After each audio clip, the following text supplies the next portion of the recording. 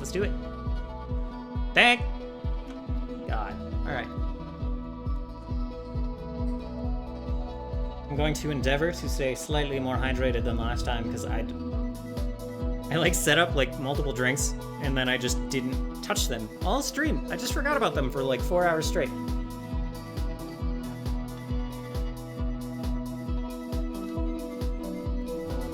Oh my God. Thank you for the raid. Hello there.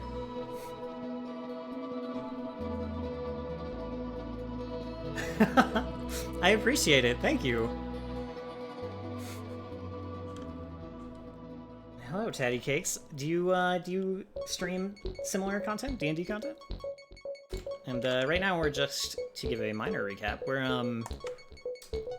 I drew out this dungeon based on a PDF against the Cult of the Reptile God, and I'm just going to be filling it out with the encounters that it contains, and that's kind of the big goal here today.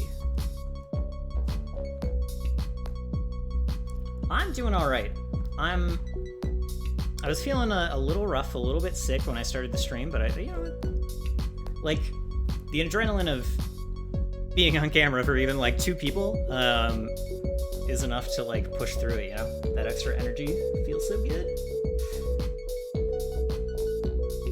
Stream a lot of variety, but we do Pathfinder bi-weekly on Tuesday nights. Sounds good. I will give you a follow. And if I stream pretty late, but I will endeavor to raid you when I can, and I'll probably throw you on auto host.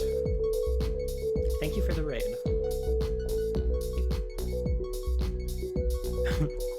I appreciate that. I brainstorm story for every little thing during these kind of streams. I dig it. I will definitely incorporate some of that. Okay, so let's see. So the first very boring thing I need to do, because I neglected to do it ahead of time, is write out the room numbers for all this stuff, but that should only take a minute. How often do I stream? Right now, I don't stream enough. I've been doing this every Tuesday night because my game is on Wednesday, and, you know, of course I procrastinate till the last minute. But that's mostly because I have travel coming up in December, and I didn't want to start streaming, like, in earnest, you know, multiple times a week until I get back from that. So I don't want that big interruption if I'm going a little harder, you know. Okay, so you know, I'm actually gonna I'm gonna show this again.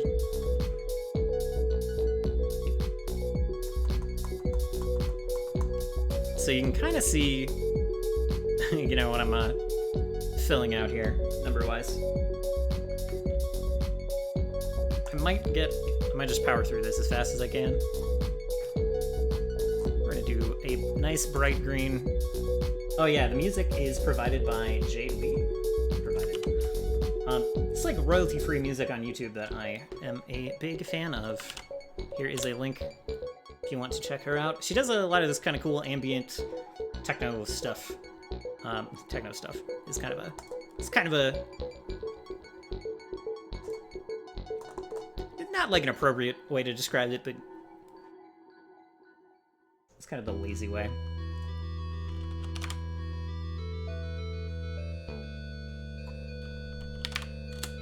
Whoops. Alright. 6, 25 down here. 4. 23 down in this kind of hook. 21 over here. And again, sorry about this. I will do this will like speed up the fun stuff later. 31 up here.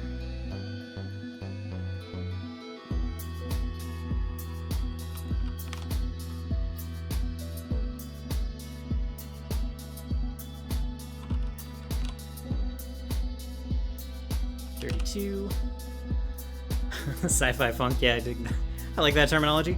How many PCs are in your campaign? It used to be 5. One, unfortunately, was not having a ton of fun. There's kind of a mismatch in like the preferred pacing for the group. One likes to kind of roleplay over a lot of little stuff, and he was not into it, but also didn't feel didn't feel like he could speak up, which I would always encourage, but yeah, so he opted to hop out instead, which is totally fine. If you're not having fun in a campaign, no, I don't think any DM's gonna like hold you hostage. I certainly wasn't gonna try to do that. Oops. Did that just completely like obliterate the 30? Okay, no, it's good now. I think that's it. Here, went over on the side down here. Yeah, we're just gonna start with 21 over here. That's where the PCs are gonna come in. And again, this is like the kind of this is the second basement level. This is below the main level. So kind of the more of like, as you can see, kind of subterranean caves, whereas the one above is like this abandoned temple vibe. So there's like a lot more, this is just kind of more of a traditional boring cave. Okay. So I'm going to go find the listing for number 21. We had the same happen, but I think it was a miscommunication issue on my part. He prepared a D&D character and we were doing Pathfinder, so he wasn't having as much fun because he had to change up from what he had made. Yeah, that's an unfortunate starting point. I can see how that would be a pretty big stumbling block. This character in my campaign, he made a character that was very locked in to one specific storyline, like his own kind of background. And worse, like, he had information that his character didn't. He knew already where his character was going to go, and that made the progress probably feel a little more grueling to him than it should have been. And I wasn't sure how to, like, fix that for him exactly. Secret door? Let's see. The secret door of the maze is opened by pulling on a low spike in the proper wall section. It leads to a narrow, dirt-filled crawl space. At the far end is the year-old grave of a courageous temple servant who tried to resist the kidnapping by the cult. The body is very old and wrapped in a rotting leather tunic. Nothing of value may be found here. Okay. Alright. There's already, like, stairs that lead directly down here. I don't think I'm going to incorporate the secret door here. I might just skip that and let them move on. There's more, like, secret doors going on ahead of time, so I'll go ahead and drop this now. If the story is already made before your campaign, you'll be waiting for your plot points, yeah. Making a more open-ended character, making a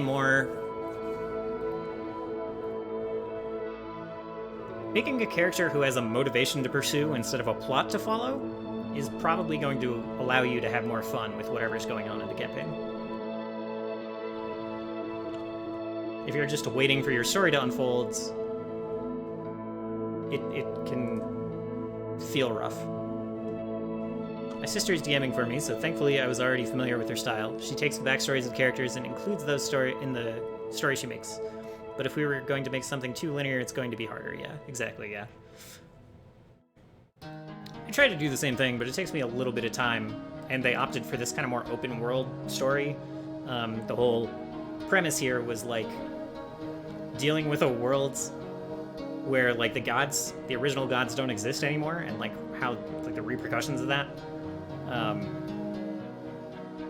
Basically, there was a big struggle to get rid of the gods, and then, okay, now we have all these normal human problems to deal with now that the gods are gone. Like, we ignored these while we were having this little war, so, like, how do we just be people again?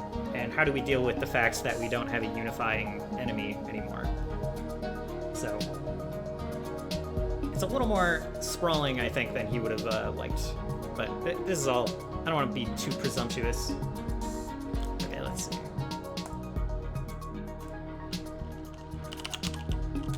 We're gonna probably end up reusing...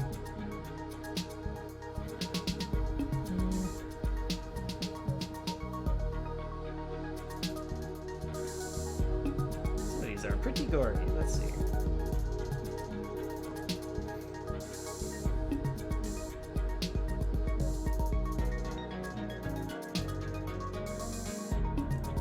let's see how this looks in Roll20. Yep, that'll work.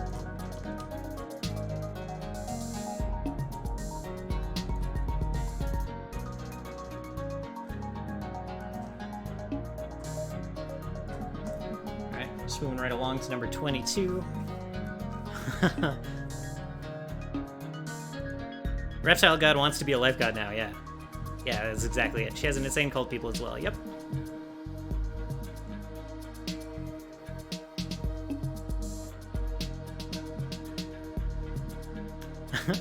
I hate to raid and dash, but our session went over an hour over usual time, and I have to get up for work. That's totally fair. Thank you for the raid again. I'd super appreciate it. And yeah, hopefully I'll catch you again in the following weeks. Have a good night. And yeah, I'm excited to check out your stream. You have VODs, I imagine, of the session, right? I'll probably take a look at that after I'm done here. We do troglodyte tunnels. This earthen tunnel has no stone shoring or support timbers, consequently much fresh dirt rides on the floor. Sure, yeah. One thing I'll say about this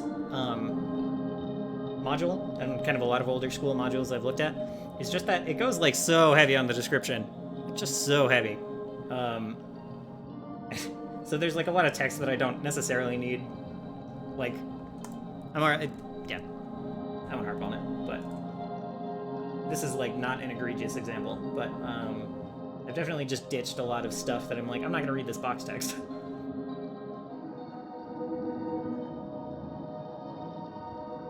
Two sets of, alright, 22. We need to be looking at 22.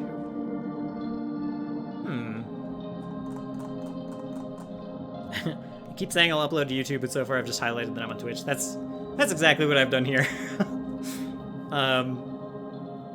I might start uploading to YouTube while I'm in December, because like might as well while I'm away from my setup, but we'll see if that actually happens. Okay, 2 sets of earthen stairways descend a total of 80 degrees. I need to open up, I'm just gonna open up a second. Just gonna open up a second copy of this PDF so I can like look at the map and the description at the same time. Good night, Teddy Cakes. Thank you again. And sleep well. Okay.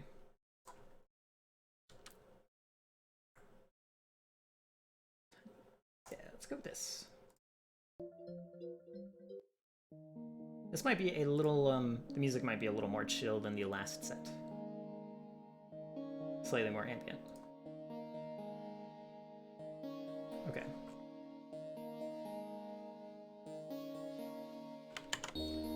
Okay, 22. Troglodyte tunnels. 2 sets of earthen stairways descend a total of 80 feet before the passage forks. I guess this is supposed to be stairs, is what it's telling me. So that's fine.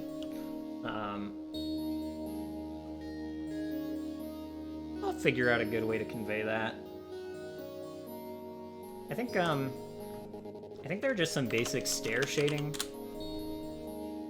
Oh, I'm in tokens. That's terrible. Let's drop that to everything.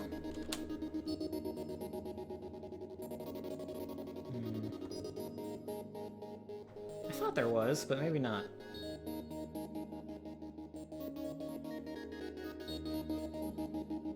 Okay. So I'll just end up using a collection of one of these sets. Maybe these prison stairs. They look fairly earthy. I'll just like intersperse them through this hallway here. And we'll put this in the map as well. Where did I? Oh, just the wrong. One day I'll even like figure out the hotkeys here. Let's do something like this.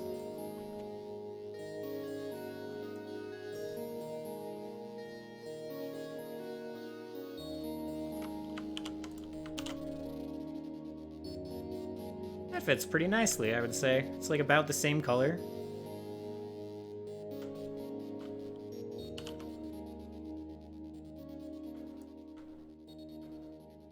Yeah, it's not bad.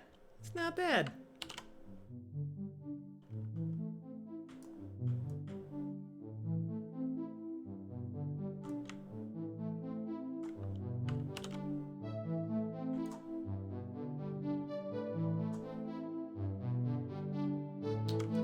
mentioned this last time, so I apologize if I am beating a dead horse, or I pretend for you to be a pit trap.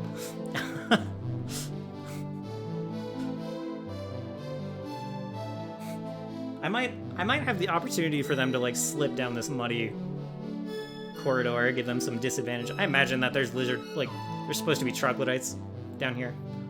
That dead horse I was just talking about beating, I kind of took all the troglodytes out of this adventure, all the goblins out of this adventure, and just said all of the bestial henchmen are lizard folk, just to keep it laser focused. I was very confused when I read that there were goblins in this adventure.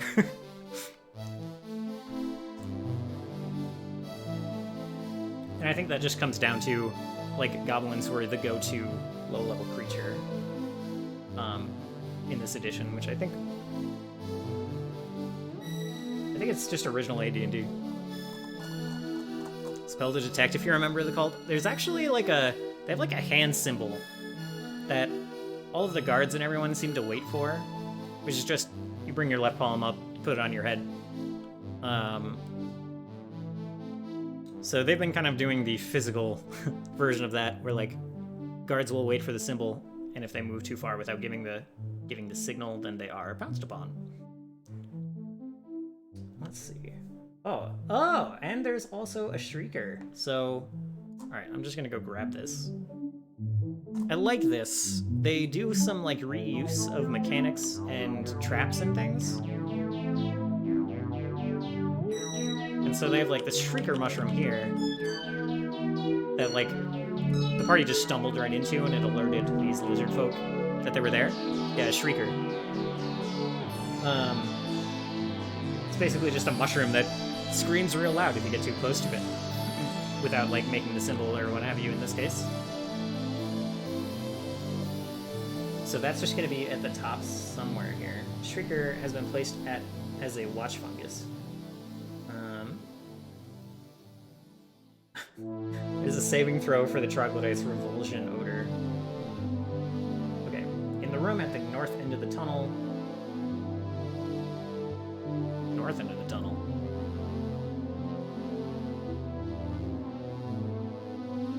That makes sense. That makes sense given the original shape of the tunnel that I completely malformed. So it's just sitting up here. That's all it's saying. So this guy will be here. They'll probably see it, and they'll know from their expedition into the church that that's like bad news.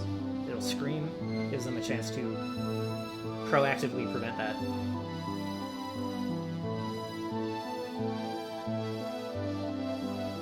And this will just cause the lizard folk in here. How many lizard folk? I think I said 4. Yeah, 4 troglodytes. Yep. And they're pretty weak. They're marked as 8 HP each, which I've been upscaling to like 18 in Pathfinder.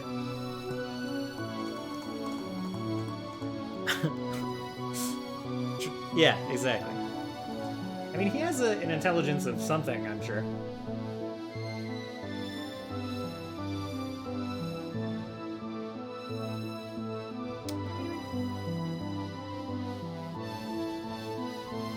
I think, yeah, I'm just gonna use the same lizard focus here.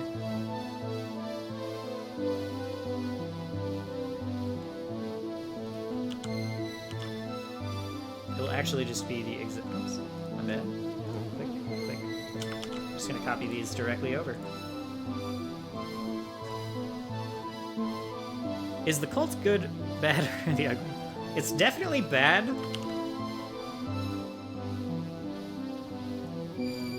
I'm less sure about ugly, but some of them, certainly.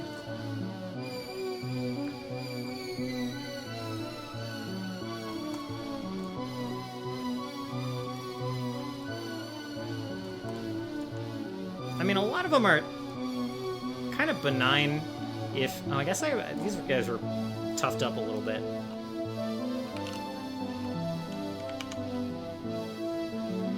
I'll probably do like 20-20. The party just leveled, so...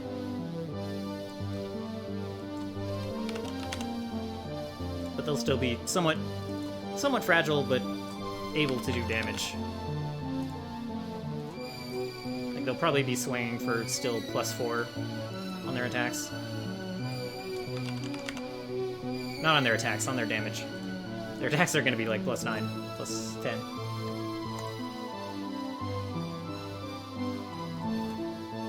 One inch of mud, yeah. Okay, so basically just every stretch in here that isn't stairs is going to be difficult terrain. That is easy enough to remember. In the eastern corridor are 2 solid wooden doors set into heavy frames that are barred on the outside. They're used to occasionally for storing prisoners, but are now both empty. I don't see this on the map exactly. Huh.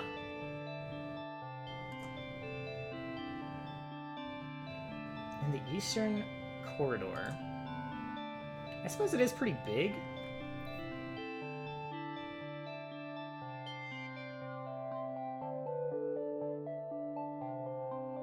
Huh. Yeah, I don't really know what it's talking about in the eastern corridor here.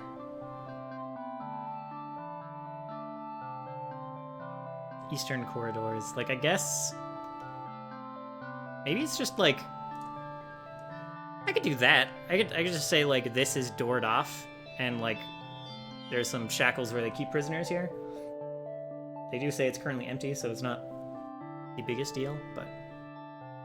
Yeah, so it's saying, it's talking about 22, which is, like, this room, but also, like, kind of all of this. And it's saying... In the eastern corridor are 2 solid wooden doors set into heavy frames that are barred on the outside. They're used occasionally for storing prisoners, but are now both empty.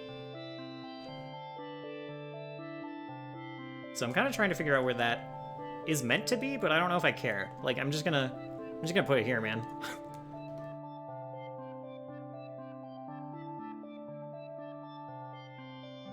Like, if it's empty, then it doesn't matter from a adventure perspective.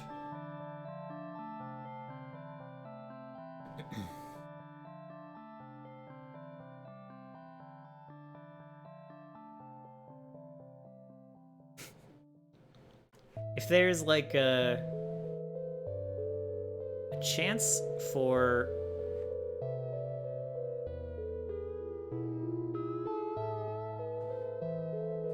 there's a chance for the party to get captured, then they can end up getting, like, tossed in here.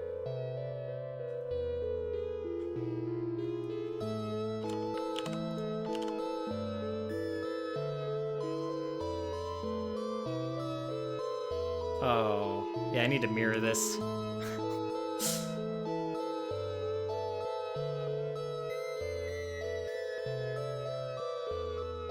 Get the shadow on the right side. Oh no! I made a mistake. Hold on. Not horizontal. There we go.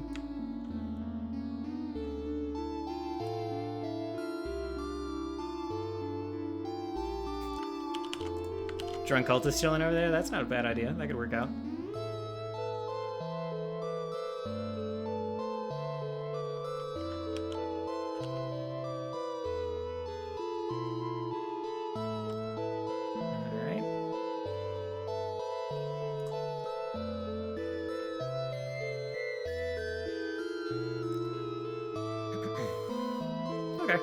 That'll be good enough.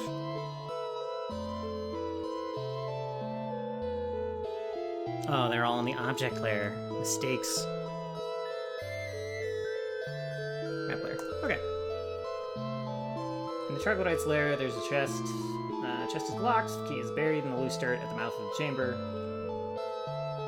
The treasure contains 45 gold and a silver brooch of shielding. Huh. I feel like I stole that for somewhere else already. Or there's just 2 of them. Oh, no! I'm so dumb! Okay. I was definitely reading the church numbers. The descriptions for the previous... I'm silly. I'm a silly goose. Mistakes were made. I still might keep that they're just reusing the Shrieker.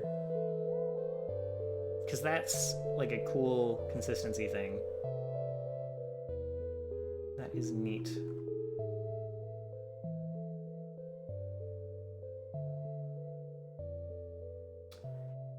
However, 22 is definitely supposed to be a huge spider's lair, so it won't be there. Okay, 21, Mud Cavern. Back over here. 2 large columns support the roof in this large room. Oh yes, columns. Yeah. The mud slows movement by half. That's fine. Stepping stones allow the party to cross at normal speed, single file. There's nothing else interesting here. Great. Just going to mutilate this dead body, and yep. Huge spider's lair is over there. For, I think maybe pillar is the keyword. Yeah. Not in object lair. Map lair.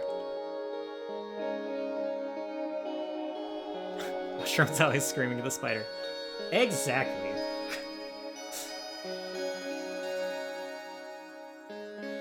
Yeah, we might just... I'm not sure where we'll use the screamer yet, but it will be somewhere.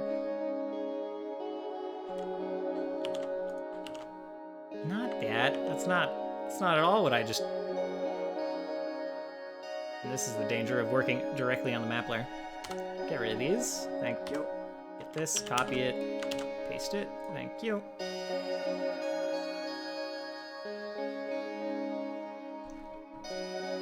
Okay.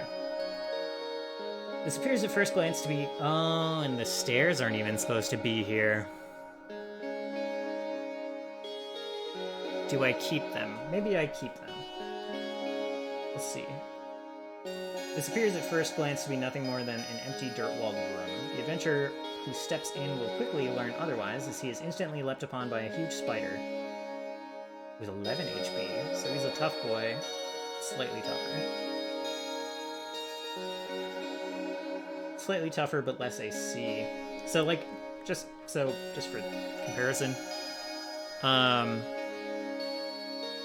the stats I'm looking at are not Pathfinder stats by any means. It's like 6 AC, which is like down from 10. It was using like a roll under system, I think, for AD&D. I don't know. I've never played. And you know, it's got like a number of hit dice. It has much lower HP than Pathfinder. Like its attacks are like dealing like D6, you know.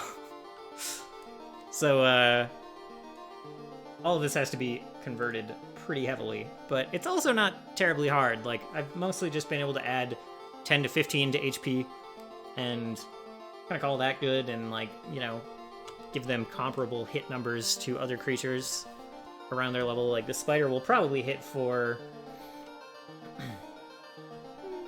I don't actually know. Let's see.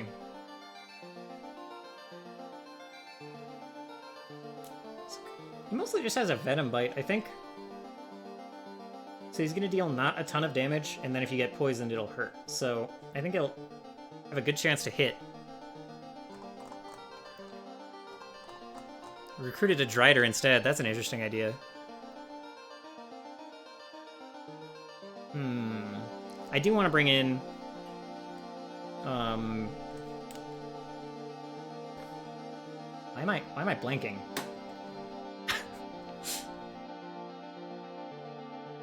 Drow. I want to bring in Drow in some way, but maybe I could see that here. We'll see. I'll think about that. I guess Driders aren't necessarily... Yeah, I don't know. We'll see. We'll see. For now, I will stop dragging the map around, that's for sure. That's one thing I will stop doing immediately. I'm going to move these guys out. I imagine there will be lizard folk here, so I'm just going to keep them around. I'll pull them where I need them. The adventurer steps in. Yeah, spider will jump on, has a poison. Yep, nothing of value here other than the spider. For now, I will put in... I'm going to put in the giant spider, and I'm going to think on the Drider thing. Let me just look. Oh, those aren't bad. Okay.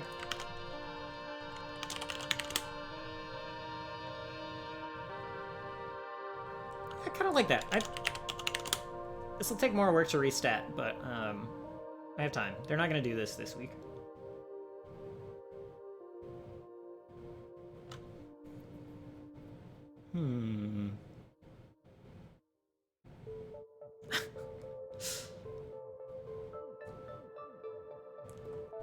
A trunk Darkland's Drow Druid rests near the dark entrance to the Dreader's home. Yeah, that is a lot of D's. I think I'm gonna use this one. I kind of like if he's maybe a little more magical. There haven't been that many magical enemies here yet, so. Yeah, if they're supposed to be like hanging out on the roof, I'm just gonna put him in the GM lair. Let's move him into place first. Alright. Okay, let's see. Huge Spider's Lair. 23 is a second treasure room, apparently. Where is 23? I think it's over here. Yeah, 23. Second treasure room. From the entrance, this large room appears to be filled with a pool of murky brown water. Actually hidden around a bend in the wall is a shelf of dirt and the cult's second treasure stash, so that's up here.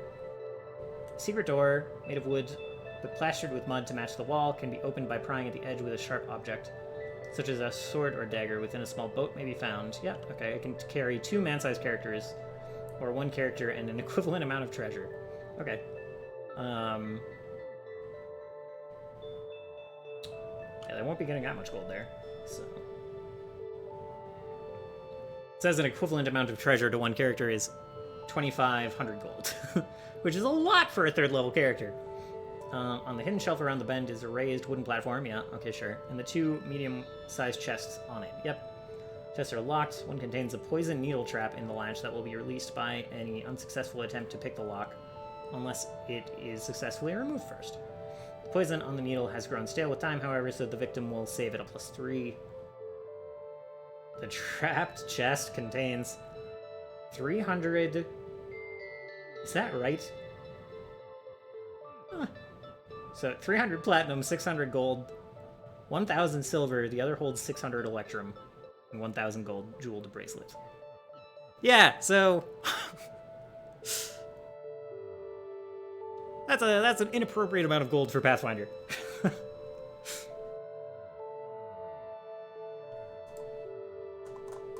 Okay, so first we'll just get the boat. Unlike the other boat, this does not have to be the other boat in the previous dungeon. This doesn't have to be particularly big. It's like a 2-person boat.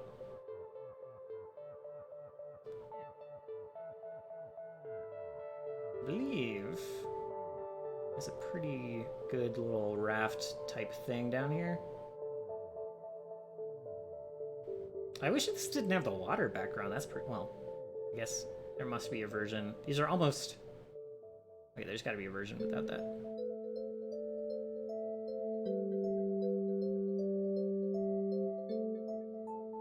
That'll do.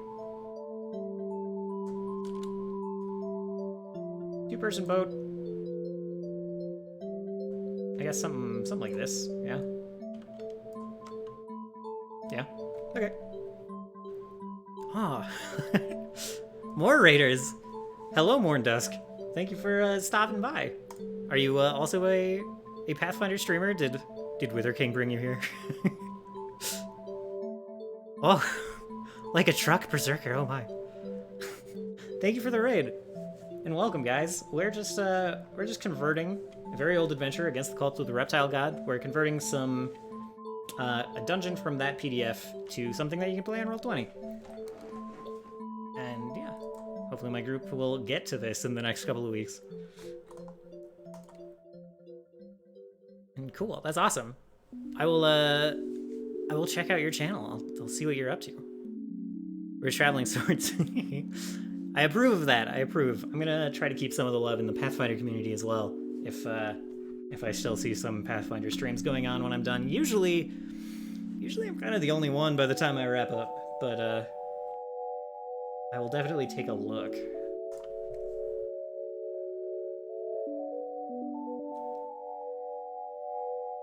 Let's see. All right, where was I? Yeah, we're just filling out the treasure. That's right. All right, so we need like a wooden platform. might just grab like a dock or something. What edition is the adventure? I think it's original. I think it's like AD&D. Let me open up a third copy of the PDF so I can scroll to the top without losing my place.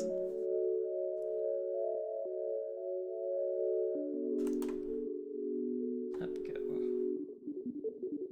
Yeah, for advanced D&D. No version number, no nothing. So just original AD&D. Okay.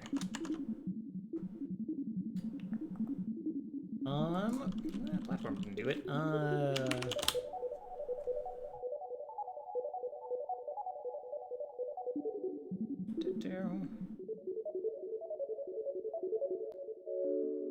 I'm just gonna I'm gonna keep being just as lazy as I was before.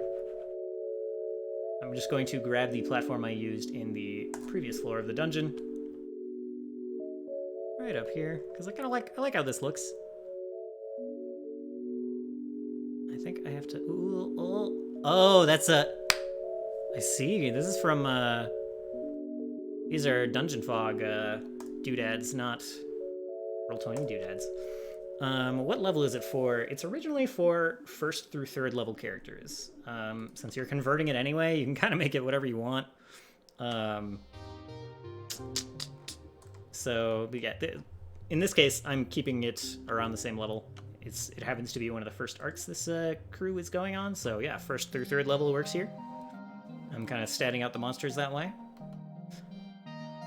Letting them kind of run into increasingly, like, larger and larger mobs of kind of the same stat cultists as they level up through it. They just hit level 3, so I think when they finish the adventure, they'll be almost level 4.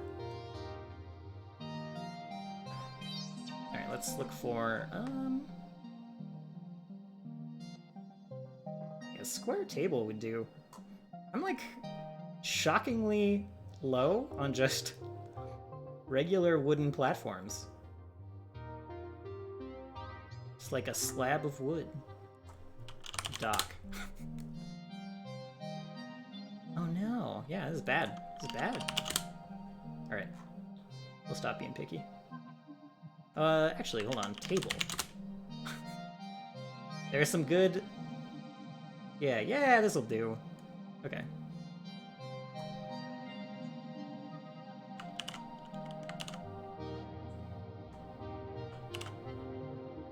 Not bad. It even tiles nicely. Okay. This has 2 chests on it.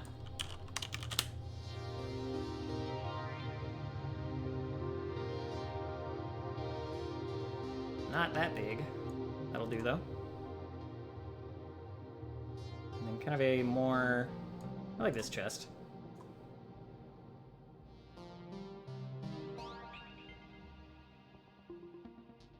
I think I do have to allow this to be sizable, just not like 2.5K, man. Okay. Definite program you're using? Yeah, this is like a hybrid of... This is Roll20, which is a pretty common tool. I would say most people are aware of it. The tool that I use to draw this map is Dungeon Fog, which I used to not be interested in at all. And then I had to like I used to just use Roll20 tiles from the marketplace. And then I started like building out these custom maps from this PDF. And I was like, whoa. Even just the free version of Dungeon Fog is like whipping these out in such a cool way. Like they sold me, basically. Trap the chest. Yeah, there's actually a poison dart trap in the big one. So I need to write some notes on that, to that effect for myself. What's a good DC for that? Probably...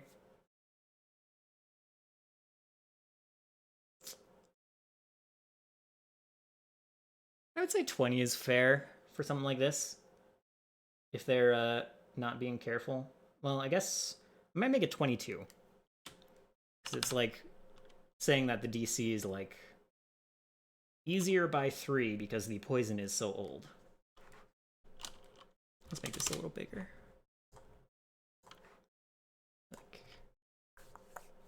No DC. I like the way you think. Kind of. But also, Not if I'm one of your players.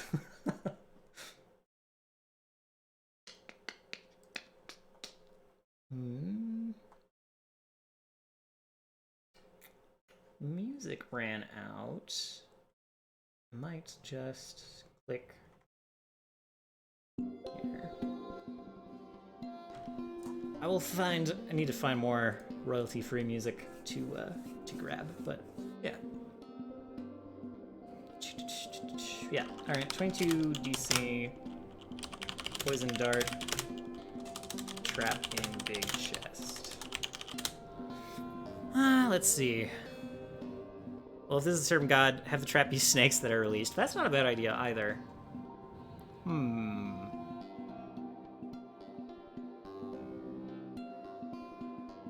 Okay. It's not a bad idea. I'm gonna mull over that a little bit. It's 2500 GP. No, yeah. Where was the number? 300 platinum. Alright, so like, I'm just going to... Actually, you know what I'm gonna do? I'm just gonna say straight up...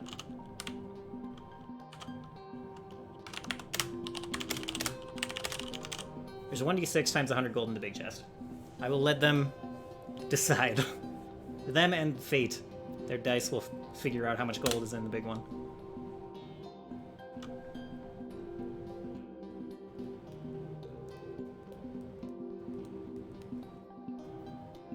And maybe a kind of like matching amount for silver in the small one. And then there's like there was another brooch of... Oh no, that was in a different area. Never mind. That was a mistake. For the raiders who are arriving more recently, I accidentally started reading the description for the wrong dungeon at first. So I just started putting in stuff. I was like, oh wow, this is shockingly familiar to the other one. They're reusing the same treasure here. Interesting. And the same trap. Wow. I like that. I like the consistency. And then I got to one and I was like, oh god. Oh god, I've been filling this out with the wrong section.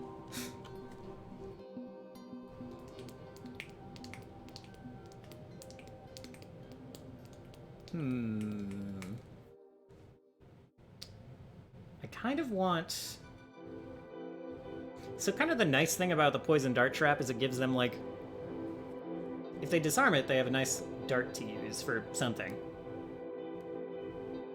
And, like, if it hits them, it'll just be a consistent damage thing. But if they disarm it, I can just say that it was, like, a sleeping dart or something, you know? I can lie. And they can, you know, use that in a more utilitarian way. Come on, yeah.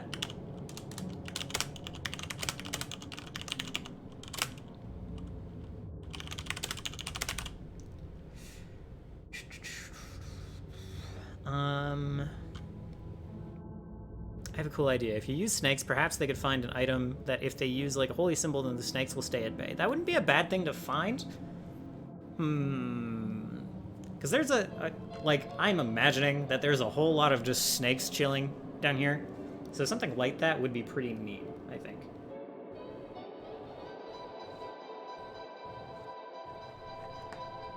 Let's see.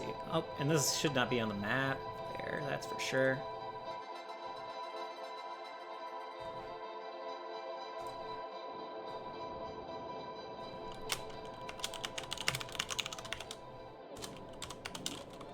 Just keep the notes here for this.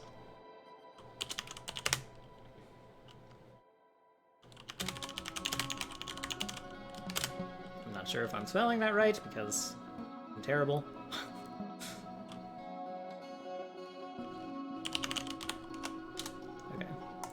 So we'll come back to that. I'm gonna keep moving for the moment and keep filling stuff out.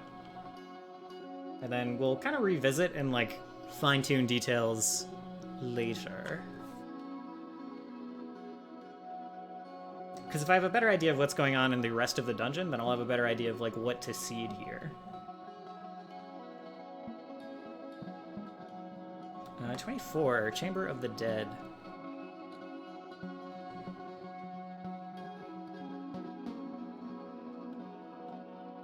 I think, like, I should get you an invite to the snake orgy. I think maybe it... If it's like a symbol of Explicita, the Naga snake god here, I think it's kind of a reverence thing. It's like a mark that you are someone important to the reptile god in the area.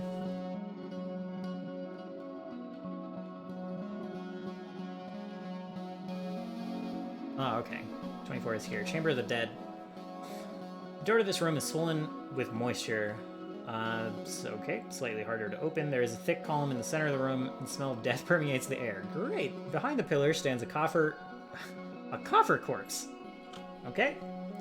Can only be damaged by magic weapons. I might drop that because I have been terrible about giving my party magic weapons. They have one, and they'll have a second one by the time they get down here, and they'll have like a magic arrow, and the party lost their archer. So...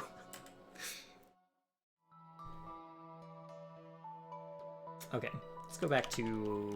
Let's grab that pillar again. Maybe I'll use...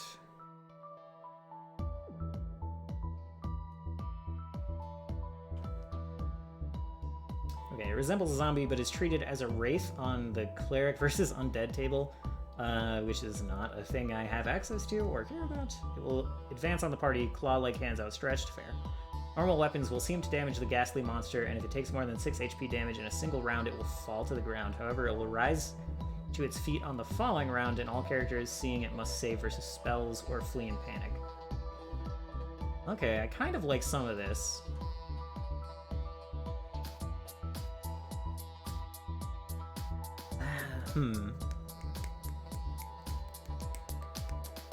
Okay, so we'll just put a zombie in here and this large pillar.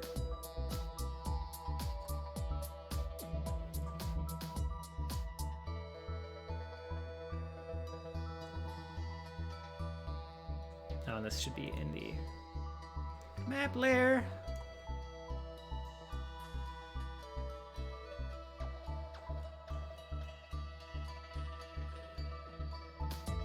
Right about there.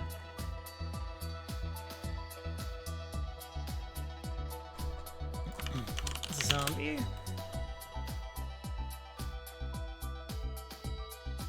Remember, it's okay to GM freelance a character sometimes. Instead of HP, maybe it takes a certain number of hits. Yeah. Oh, yeesh. That is a... I didn't even know I had that token. That's pretty neat.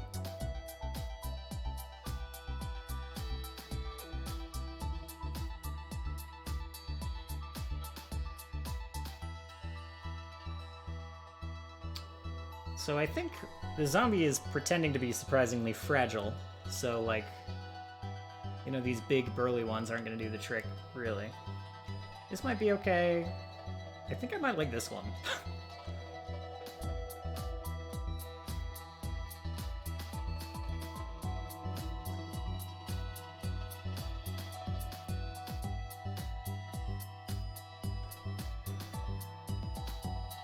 I'm a little zoomed out here, but I imagine the players will be playing, like, around here. Am I off? Is the map off? The grid? No, it's just these tiles are weird. Okay, yeah, that's strange. Okay. He seems menacing. Yeah. He's not bad. Not a bad, scary zombo.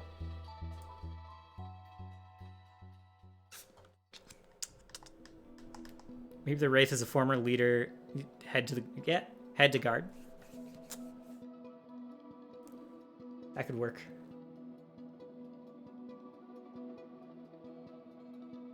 Yeah, I'll have to think about who he is and if he's someone important to the town that they would know about. Let's see.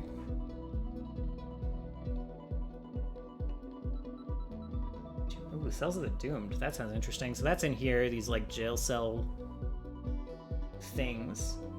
The door leading to the 5 cells is locked. Okay, sure. Let's go back to here.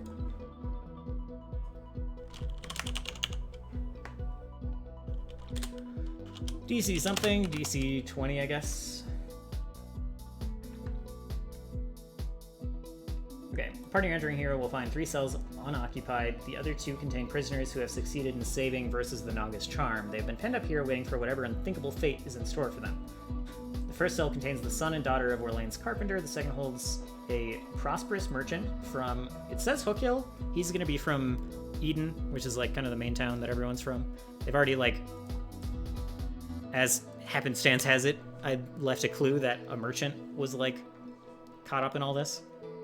Got, like, dragged away and, like, they found some of his possessions. So yeah, that'll just be that merchant. Lucky. Okay, so. What was it? Son, daughter of carpenter. Merchant from Eden.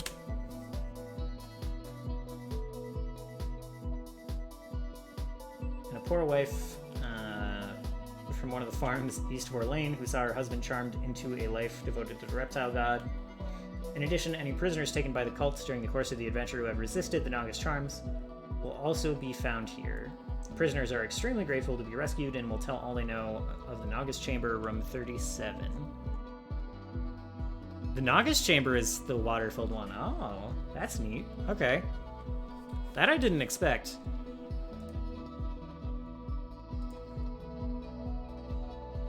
Son, daughter of carpenter, merchant from Eden, farmer's wife, and just anyone else captured. No one else has been captured. The party has been, well, almost no one else has been captured, but the NPC friend they're traveling with, his sister got, like, captured by the cult, but I think she's been converted, and I think they'll have to fight her, and maybe they'll have the presence of mind to try to save her, but we'll see.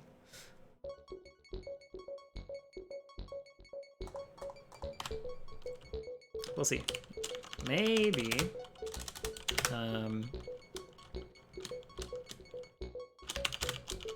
Dane DeVol.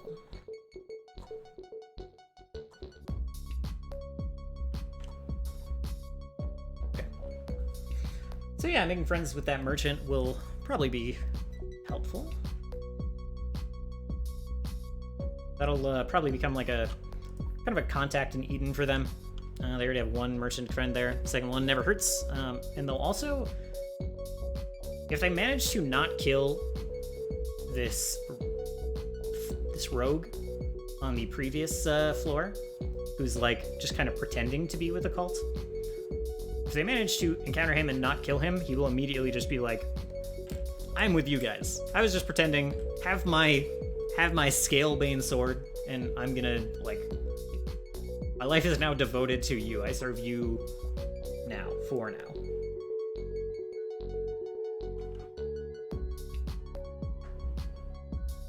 They will not fight, however, none of them has seen the secret passage between 27 and...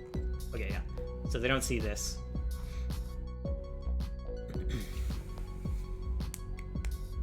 "26 is a zombie factory." This is not... None of this is what... Okay. I didn't expect a lot of this. This room is bare except 5 wooden benches about 3 feet off the floor. That sounds like a tall bench. Maybe not, though. Here, okay. Gareth Primo, the Naga's evil cleric, performs his sinister spells, restoring life to the bodies of dead humans. There are neither corpses nor zombies in the room now. Oh. Okay, so I don't even think Gareth Primo is here. There's just nothing here. They're like, this is what the room's for, but it empty. I guess, the people in these cages will be like, yo, there's some zombie business in there.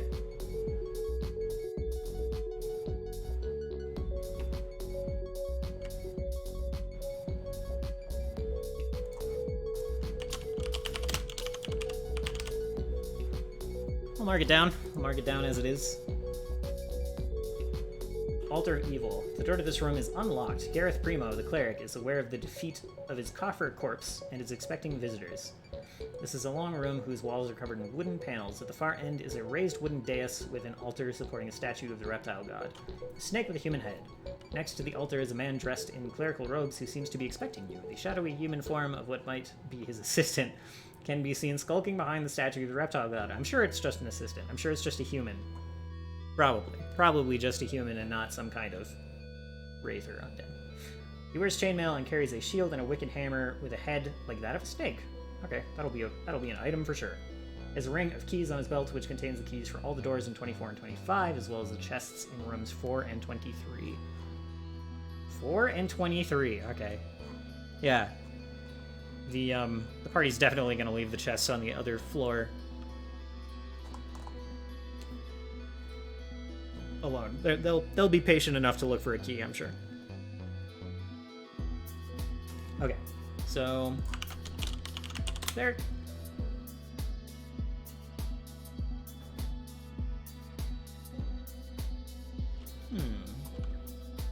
Not really necessarily like any of these from Mr. Primo. It's a great name. Robed?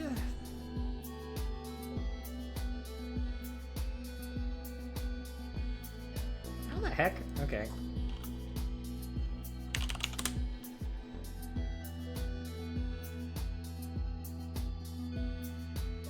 That'll do. That'll do.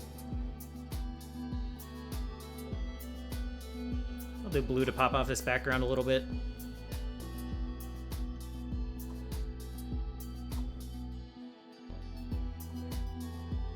Okay, so we need a dais.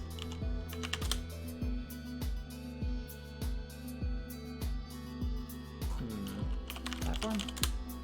I think there was a circly something. Yes, this'll do.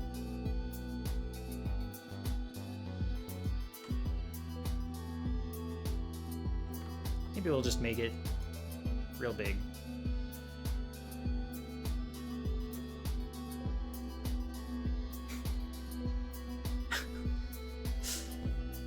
They definitely refurbished and cleaned that area out of zombie stuff. They want to be life gods. They've totally changed their ways. Yeah.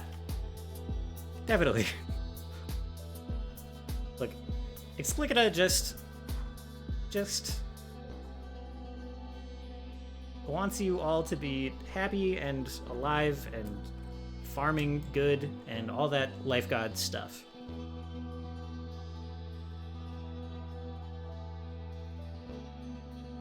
Okay. Again, stealing statues. Stealing stuff I've used in other places. We're gonna go grab a snake statue. This is basically, where'd it go? Ah, here it is. It's kind of been the de facto Naga statue.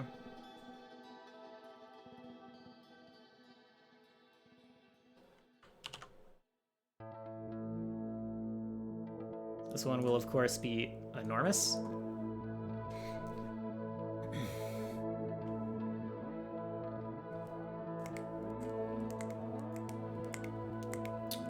Primo Spells.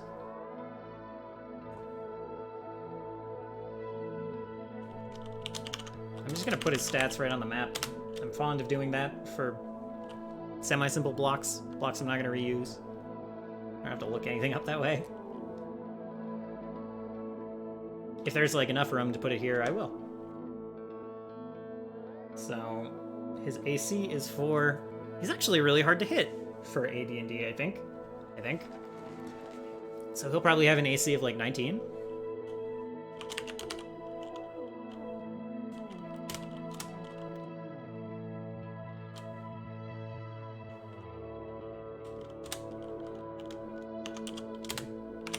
AC 19. HP 21, yeah, alright. HP, like, he'll probably have, like, following the, you know, kind of what I said before. I'd say about 36 to 38.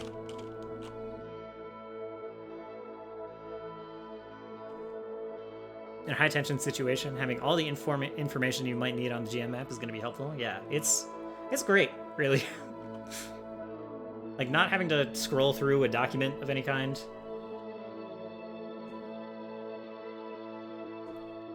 I'm kind of addicted to it, so.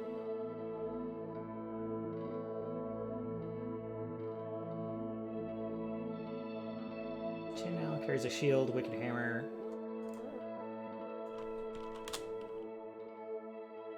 I don't know what his bonus to attacks is going to be. I don't know if he's going to melee anyone. I'll probably just make up a number at the time. Spells. Cure light wounds, so that's just now heal.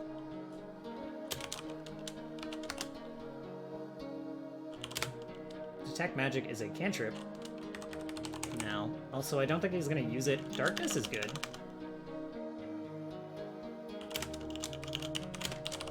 I don't know if all of these are actual Pathfinder spells or actual Pathfinder spells at this level, but I'm just going to list them out. Chant. I'll have to look up what that even is. Chant. Hold person. I know hold person doesn't exist anymore, but someone already used it. So, some of these are definitely not spells. Resist fire. Snake charm.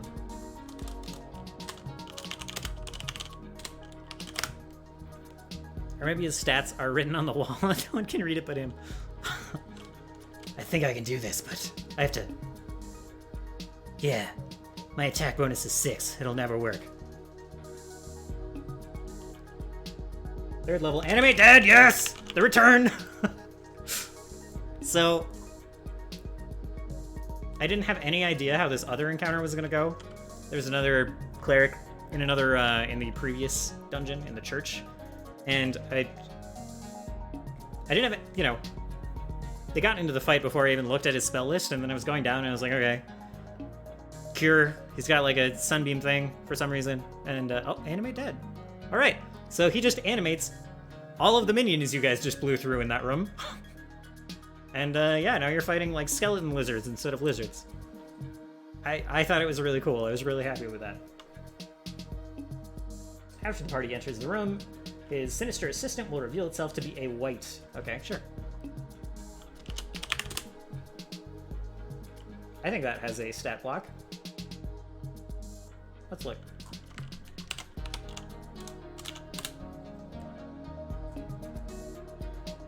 Actually, I can't see any druid wanting to be a part of this cult. If they have one, they are unaware of the undeath. Yeah. Yeah. Not... Yeah. I don't think so. Not like your traditional druid anyway. They'll have to be a very strange archetype. Okay. White. That's not spelt right. Let's try that again.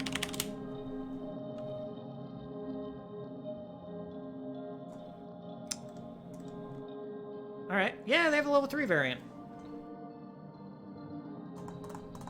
This might be a hard fight if I leave this at level 3.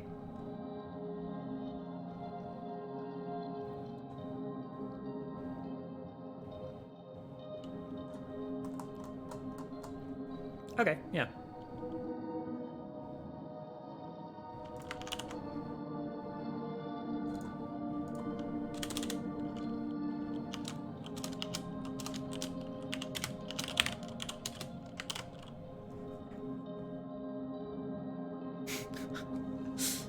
Yeah, this isn't even like the... Alright, make your PCs earn success. This isn't even the boss fight. This is like a... Okay, put a dragon in there. Yeah, I see. I see. Funny story. Dragons are actually blacklisted in this campaign, thanks to our microscope session. I've been told that I'm not allowed dragons. This isn't even from, like, prior overuse of dragons on my part. One of my players was just like, no. I don't want dragons. I'm sick of them.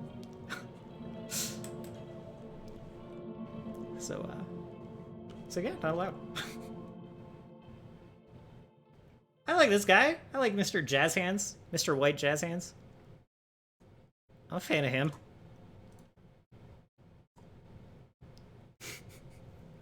Not even a rope dragon? A rope dragon is probably acceptable. Some kind of construct or, you know, like a... Yeah, like the species dragon isn't allowed, but I think I can get around that with some, like...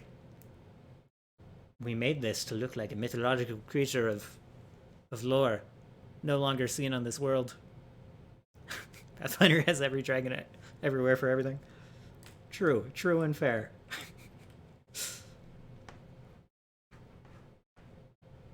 Okay. I'm gonna click this music video that has a picture of a Super Nintendo controller. I'm gonna turn it down, and hopefully I don't get muted.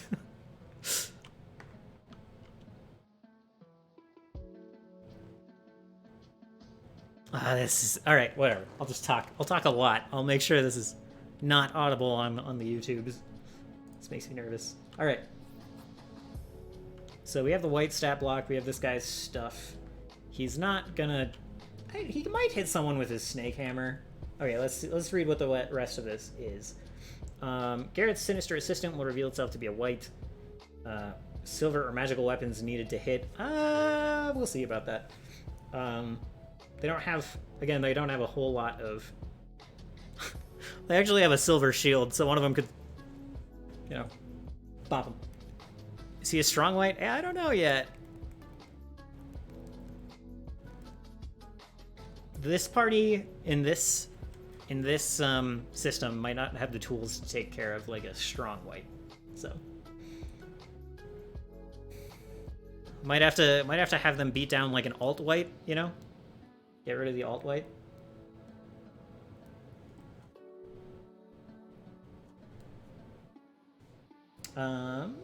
Using hold first.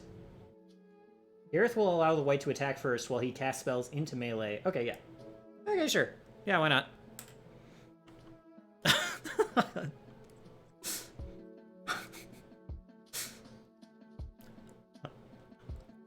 I'm gonna leave that conversation thread there. The Naga statue is carved from stone while the altar is made of wood. Oh no! It's ruined! No! That platform is gonna stay stone.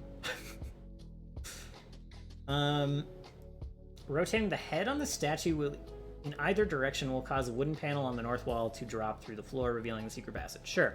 Sure. There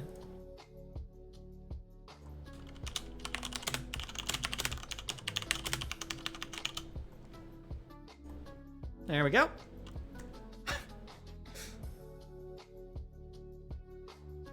Giant centipede colony, 28. We're jumping over. Oop, not that far.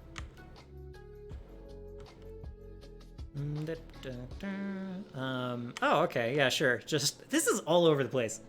These numbers are not in sequence. Of like, I don't know. It's fine. It's all good. It's like kind of from bottom to top. Kind of. From like right to left. And we skip this room. Okay, giant centipede colony. This open area is choked with mud. Got that. It'll be, yeah, mud slows movement by half. That's kind of standard for this adventure. The adventurers will be familiar with that. 9 centipedes. AC 9, so easy to hit. HP 2. These are basically going to be minion centipedes. Yeah. They will rush to attack any creature who enters the room from either end. There is no treasure here. They have a poison attack. Okay, sure.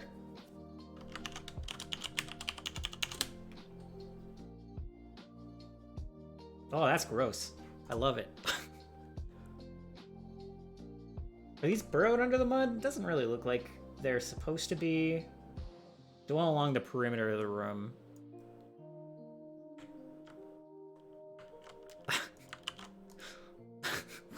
What's that? What might eat giant centipedes? A friggin' dragon, true. Alright. True that they might. Yeah, these aren't hidden. I'm just gonna put these on the token layer.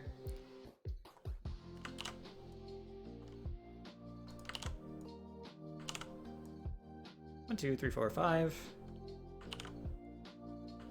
6, 7, 8. 9. There. Get these nice and pushed up against the wall. All right, pump room. Pump room. They have plumbing? It's not bad. Wonder what rent is. It's not common for this area. You seem to be a master of Roll20 hotkeys. That is false. I don't know if you are teasing me. However, I've just been, like, manually clicking through all this shit. Like, right-clicking and moving things to different layers. Like... So, def not. There are buttons for all of these things, and I just don't know them. You're lucky, like, I know this one. No, I don't. Q? Oh, shit. Never mind.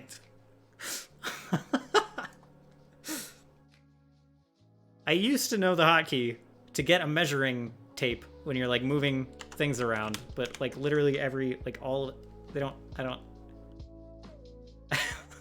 God damn it. Alright, let's just move on. Pump room. Passageway slants downward. Smaller rivulets of water trickle into the darkness. Creaking and splashing noises can be heard from further along the passage. Yeah, okay, sure.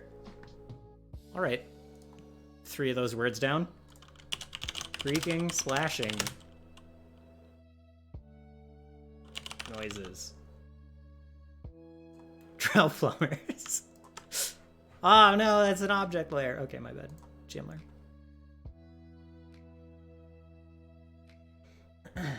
Wow. I like when they call out empty caves on them.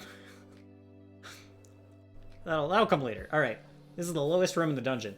Here, the water that seeps and trickles through the labyrinth finally collects in a muddy pool. 5 zombies. Why are there zombies in the... Alright. Zombie plumbers, actually, not drow plumbers. Yeah, so 5 zombos, HP 9, AC 8, so again, easy to hit. Always strike last in round, so they have, like, they have 0 initiative. Operate system, the zombies are literally operating the pumps! Okay. They operate a system of buckets connected to a stout rope and pulley. As the pulley turns, the buckets are dipped into the pool and filled, then lifted through a hole in the ceiling. Another pulley is concealed in a hummock in the marsh. At the top of the cycle, the buckets are... This is so... Okay, great. There are zombies pumping water out. It's fine. I don't need to read any more of this flavor. Oh, jeez.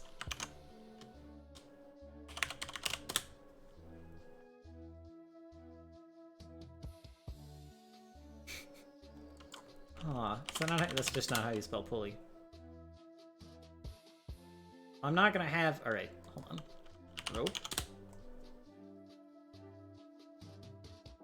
Rope column.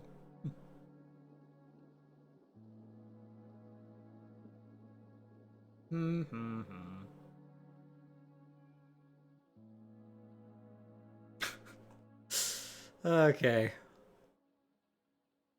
I was not expecting zombie plumbers.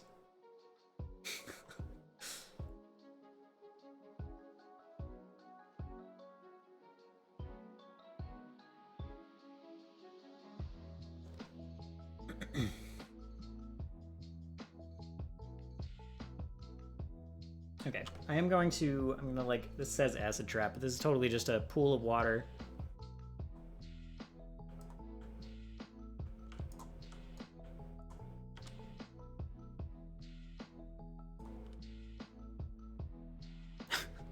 You don't like decomposing flesh in your bathtub? Yeah. Don't like sickness? Don't blame you.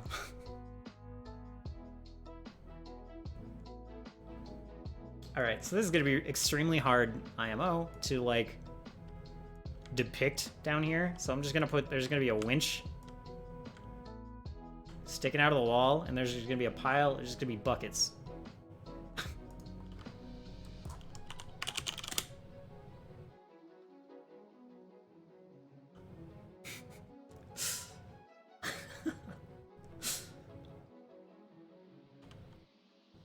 Let's go on the map layer. Alright, so here's a water bucket, just waiting for a hook. Why is it so big? There we go. I'm way too amused by this room.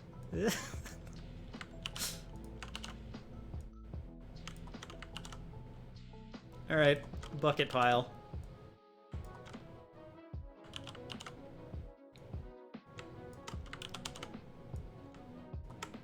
There we go. Buckets. Got him.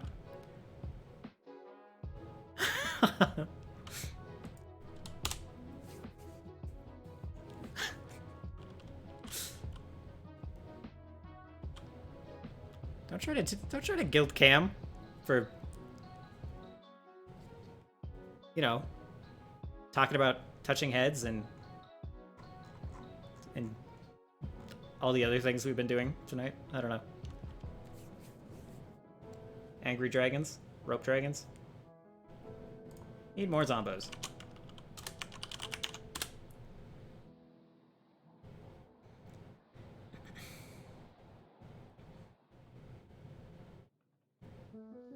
These guys look like bucket zombies. Oh, hold on. Wrong layer, though.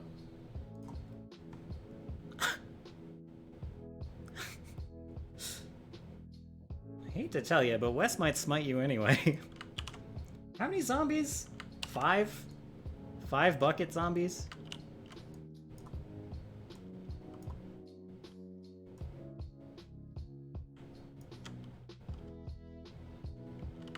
Alright, this one's definitely going to be holding a bucket.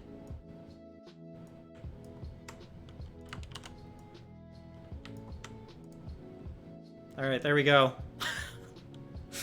The zombie plumber crew. We've done it.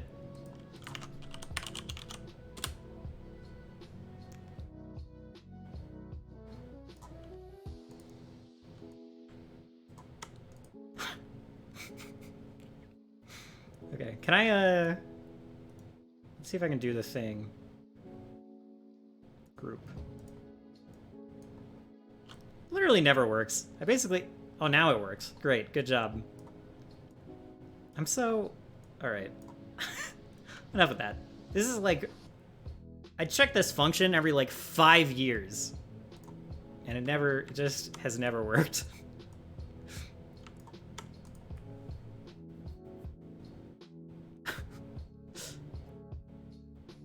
I may have... to see him team killed. Yeah, I feel like Wes might be slightly sensitive about the team stomping. that's been happening. Like, he's seemingly been the prime target of. All right, next room is gonna be mud trap room, so I'm sorry, it'll be less exciting than the zombie plumbers. In the water, in the water.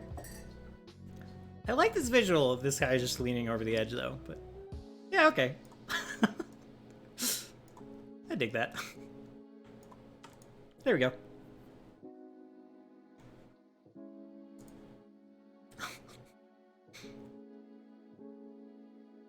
To be fair, you monster, like, to be fair, you're pumping extremely shitty swamp water into slightly less shitty swamp water.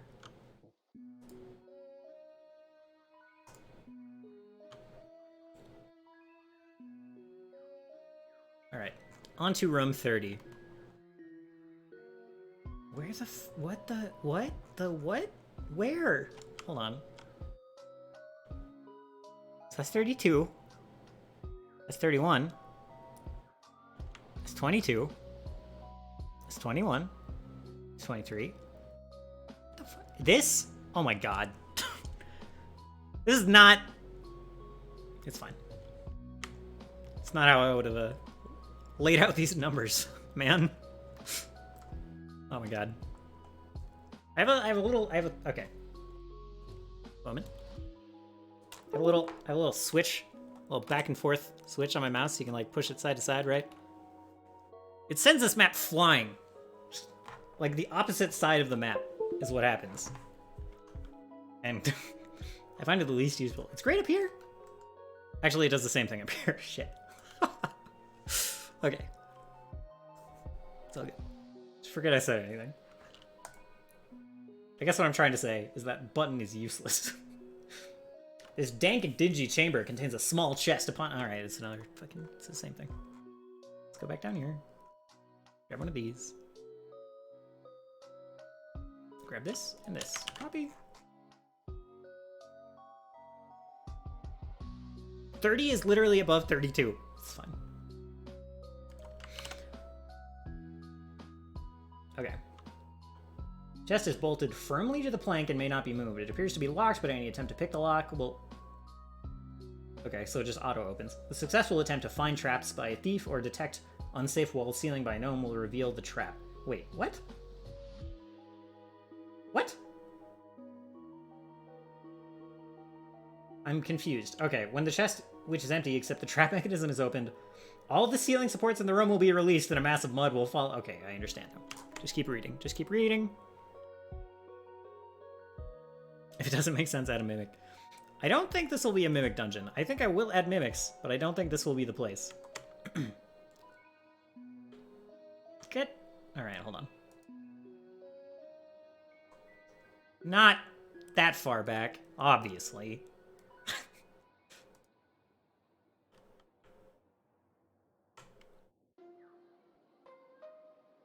Okay, so yeah, mud is gonna drop on them in here, I guess. Characters in the room must roll their dexterity or less. That's not how... They must roll a dexterity check. They must roll an acrobatics or athletics check. Is how that's gonna be done here. That's how it's done in my house.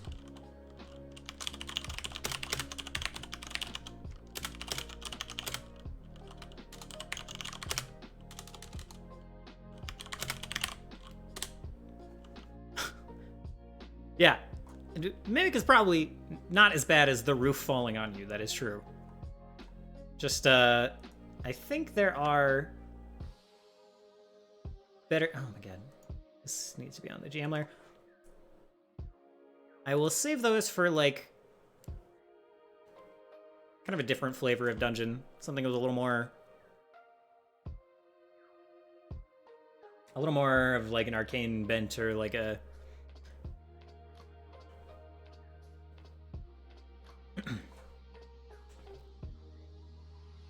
Something where, like, a little bit more whimsical stuff is happening.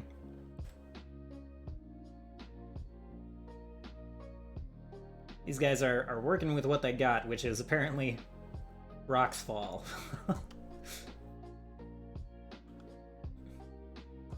Struck by one of the timbers for... Okay, it's not even... Okay, yeah, sure. 1 to 6 points of damage. I will probably keep that number.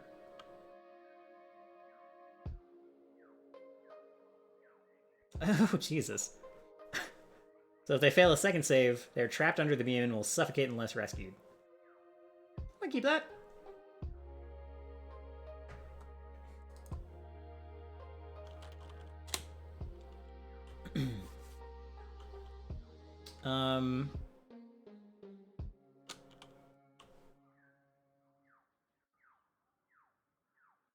Maybe, like...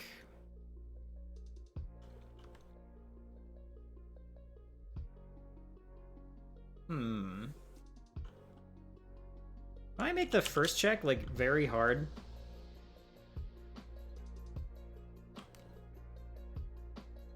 Is 25 too much? For level 3s, I think it is? Some of these guys are going to be rolling... No. So it's going to be... I'm thinking like 25 to avoid the first one, and then like 20 to avoid the second one. But I might just do 20 and then 15.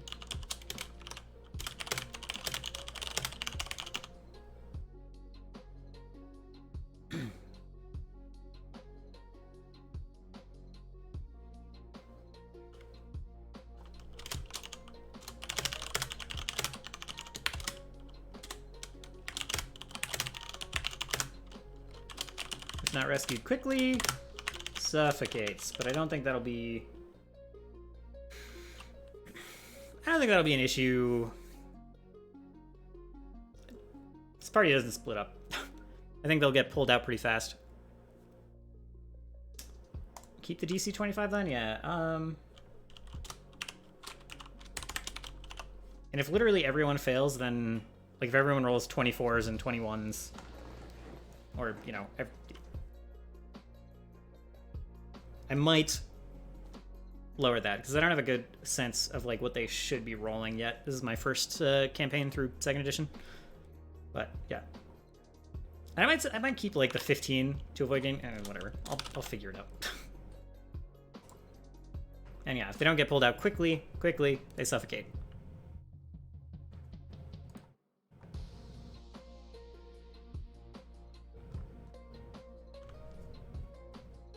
And yeah, chest has nothing. Just triggers the ceiling falling on them. Characters that are not trapped under the timbers, regardless of whether they have been struck or not, have a 100% chance of escaping the room if they do so immediately. That's kind of neat.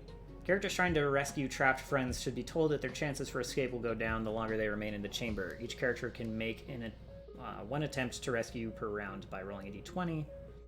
The resulting number is equal to or less than the character's strength, which is just the AD&D thing. Don't give me... I get it. Okay.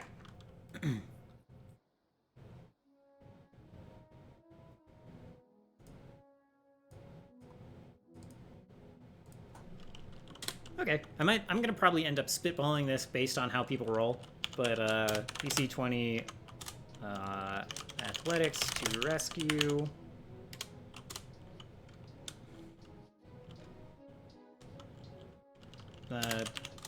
Trapped party member. Maybe like DC again, like 25 to pull yourself out, so it's harder to pull yourself out, and it'll be athletics only, not acrobatics. Pull self out.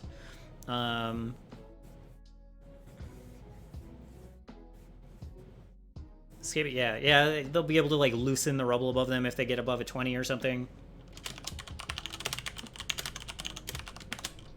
And yeah, I'm just gonna spitball this to make it fun if they happen to trigger it. I'm not gonna like go too ham. I mean, this is already pretty ham, I guess, but I'm just gonna see what happens, and then I'm gonna make it exciting based on if people do get trapped, and yeah, make it a whole thing. But I think this is like a good baseline. Yeah, rocks falling is it's a legend, man. Oh my god. I keep losing my place. It's not called Rocks Fall and somebody dies. 31 is an empty cave. Where the... I'm so...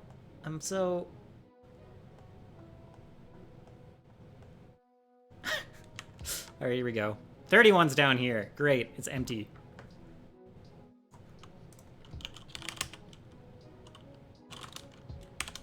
I'll put quotes around it. I'll probably have kind of a... Yeah, it's probably not empty, TBH.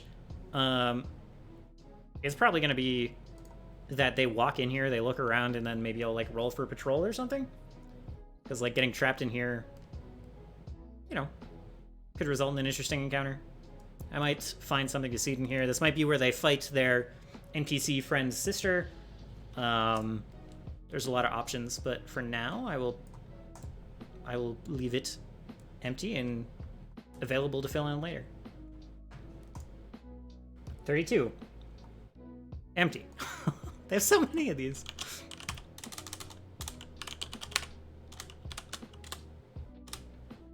Okay, very well. 33, Troglodyte Lair. Which is not a Troglodyte Lair. Lizard Folk Lair. It was the plumber. Alright. Let's get these boyos. Move them up there.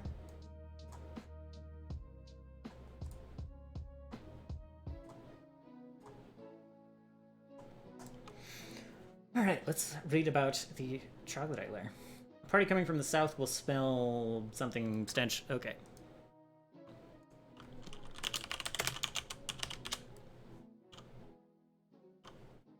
A party from the east will begin to smell it as they pass it. Sure, yeah, great, okay.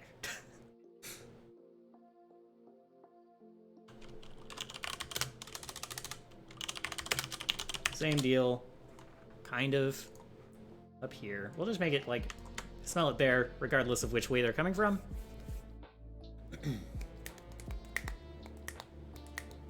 both the south and east corridors leading to the cavern are guarded by male troglodytes, aka lizard folk, HP 10 each, so that's not a lot. I'll probably make them... What's their AC? AC 5, HP 10. So it'll probably be like AC 17, HP like 20? Position marked T. Oh yeah, okay, so like just literally here and here. Yeah, generic lizard folk NPC already, right.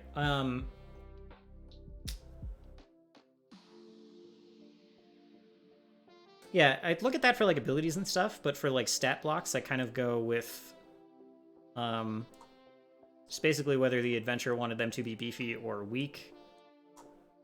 And they've had to serve a couple of purposes, right? They've been like minions with 1 HP in a couple of rooms, one room, and they've been like super beef, super strong in a couple of rooms, so I've been a little flexible on how they're statted out.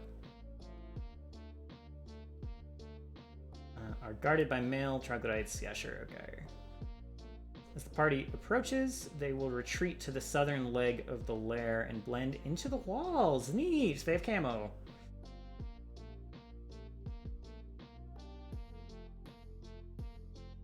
They will viciously defend their eggs and the viper eggs in 34 and 35. Okay, so they'll be rolling like perception checks. Oh, let's see. Okay, I guess it's just like a single lizard folk in both spots, so that's fine. And if they roll well in their perception checks and the party is not being particularly sneaky, party will hear footsteps of this guy like running north or south, and so they'll know someone is there, probably, and then they'll be blended into the wall.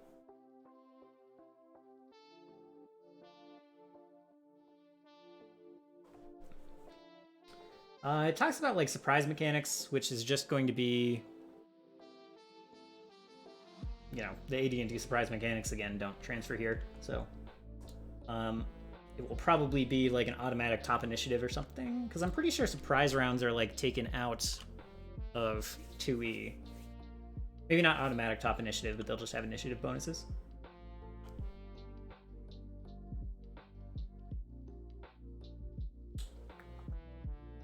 To start the attack, one of the males will hurl a frail wicker cage at the party. Roll to 8. Okay, so like a AC 10 to hit.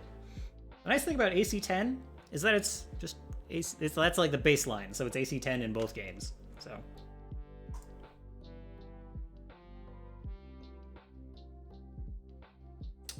if a hit is scored, the cage breaks against the member of the party, releasing it.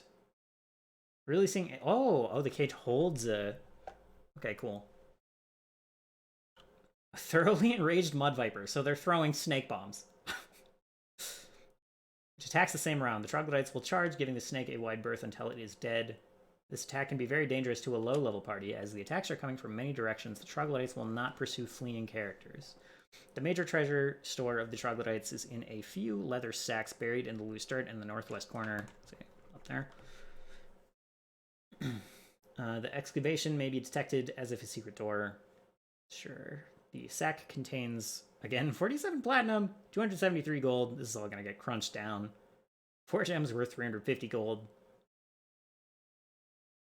Why did they list another set of gold separately? Okay, those are just in different sacks. I understand. Okay.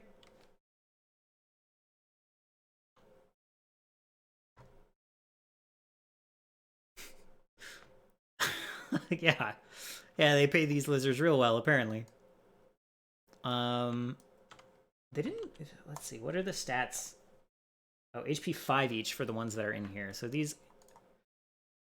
Yeah, okay, these will probably take like 2, maybe 1 hit to kill. So the 2 guards are more beef. They have 20 health. These guys are going to have like 12.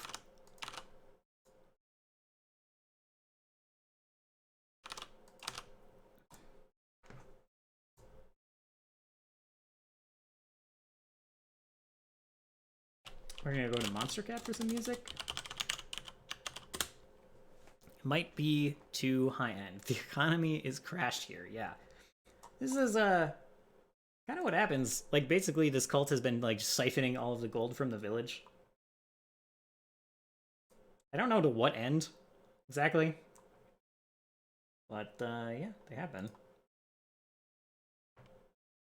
I don't know if Explicita just likes gold, or...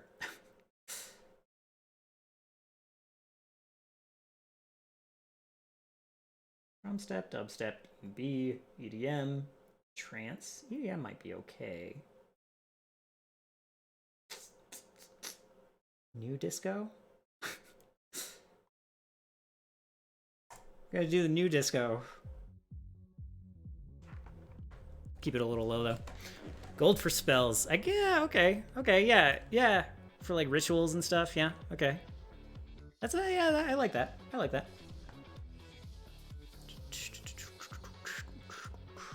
Okay.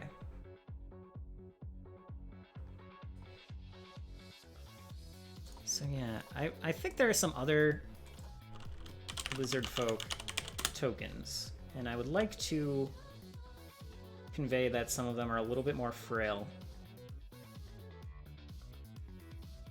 It's like, alright, I can't really see out here, but these guys... Oh, here we go again.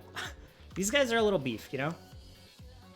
They've got some musculature going on, and the lighting in here is kind of hiding it, but the wizard folk. These guys are a little bit, like, chiller. They're a little bit more wiry, so... Let's see, there are 5 of these guys.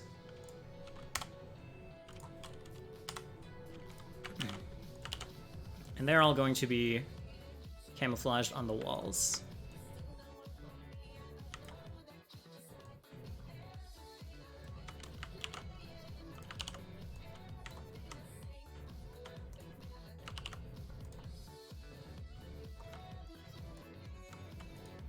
I should be putting these on the GM layer, I guess.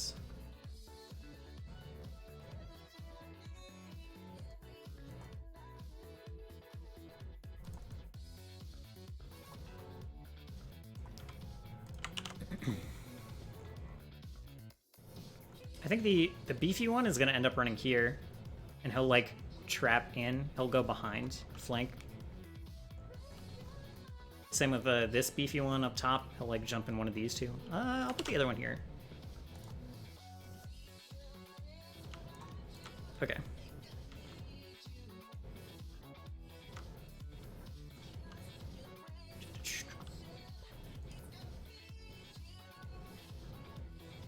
They need lizards to distract as well. Yeah, I think that'll...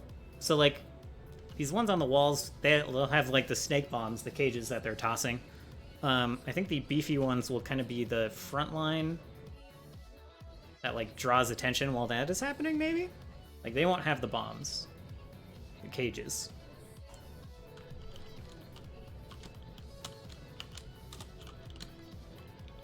Let's see.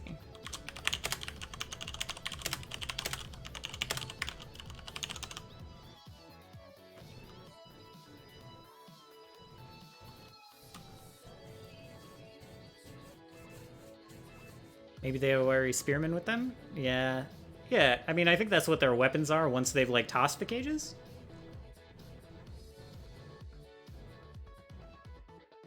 And they're not going to be too patient if the party, like, starts walking through here. They're going to jump as soon as they can.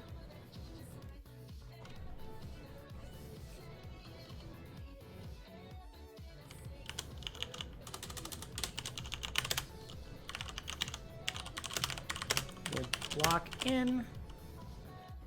So stats.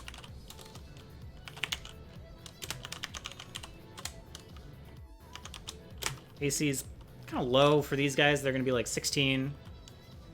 Maybe they'll have reach with their spears even.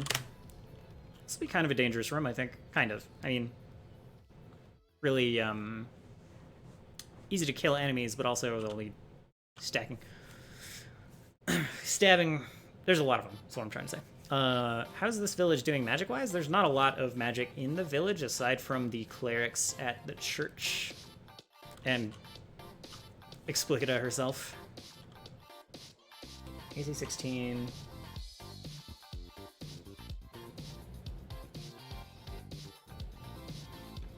Okay, so they only have like 2 Mud Viper cages. Maybe 1? Okay, yeah, they're only gonna throw 1 Mud Viper cage. That's that's probably good. Would any of them have like 1 or 2 cantrips? Not the villagers. And probably not the lizard folk.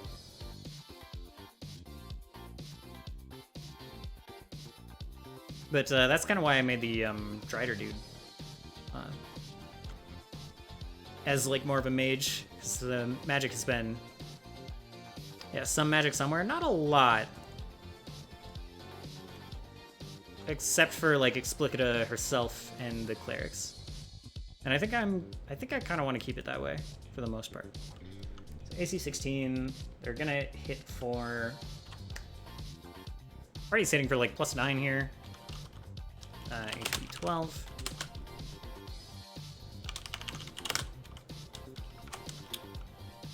I think these guys hit... They need to hit for like +8, or they're just not gonna hit the party. A lot of them have like...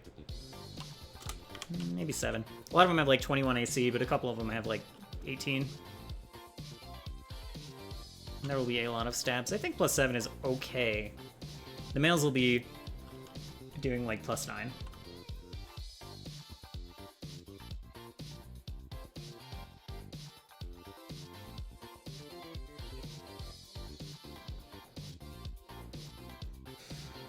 Okay.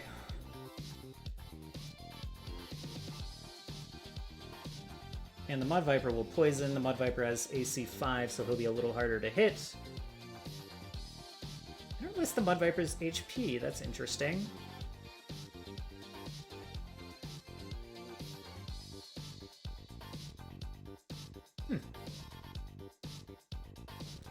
Seems like the Mud Viper is the main focus, so we'll probably have like 30, maybe 25.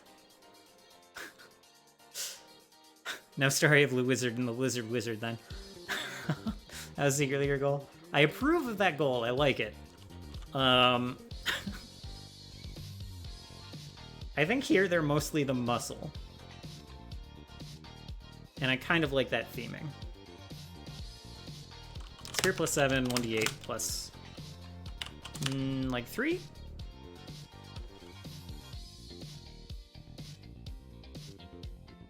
Two? +2? Yeah.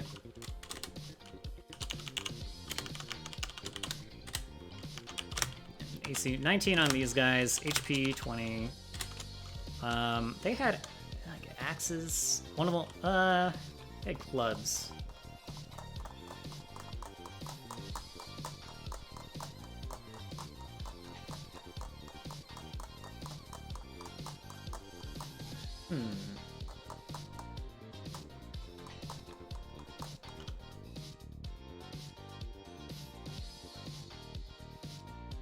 Maybe I'll do this. AC 21, but they're only rolling like club.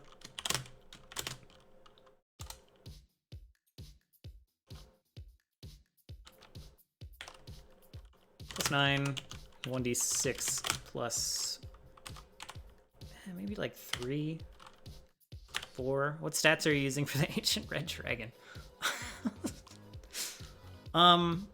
Well, you know what they say. If you stat up a creature, it can be killed, so...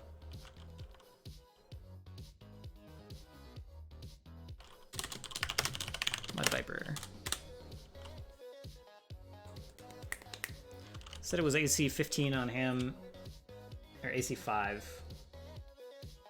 Yeah, he's gonna be about the same. No, he'll be AC 19. HP like 30?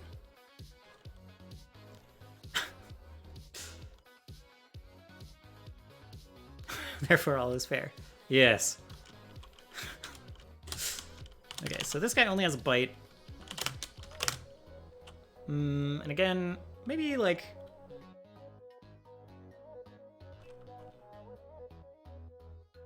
+8. 1d6 plus 3 plus poison. That'll be a, like... Let's see. Yeah, DC 18 fort save. I think it's either 15 plus 3 or 10 plus 3, and 10 plus 3 is just too easy. So So we're gonna do DC 18 on that, and then it'll be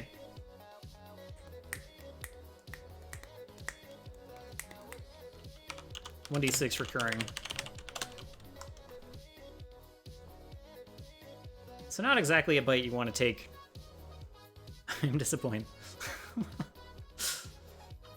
I apologize.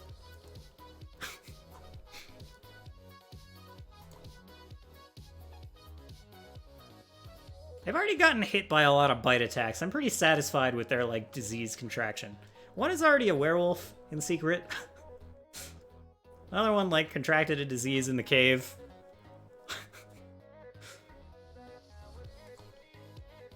Okay, all the major treasure stored leather pouches in the northwest corner of the area.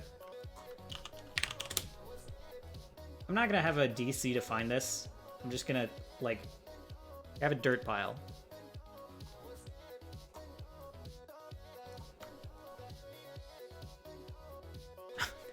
There's the killer DM I want to see. Okay, so let's see.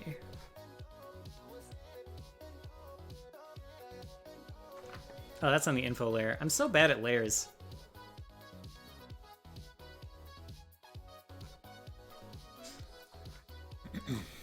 Let's see. Bag? Bedroll. Bag clothes. That'll do. These'll do.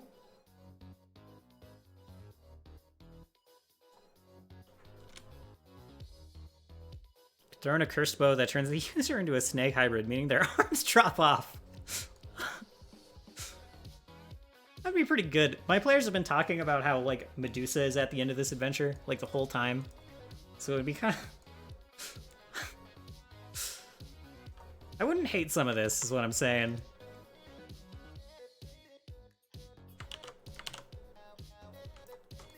Okay, 3 bags is enough. Necromancer Medusa. Yeah, I don't know exactly what turned them onto the Medusa track, other than there's a lot of snakes. But Medusa's thing has never been like, I am the snake controller. I am, you know.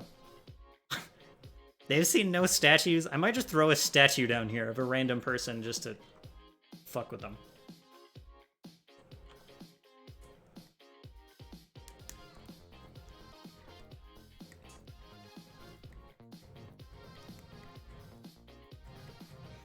I might try to find something more interesting to put in this treasure, like, pile, but for now, just literally, I'm, like, taking the gold and dividing by 10. So 27, 35. It will find approximately 90 gold in here.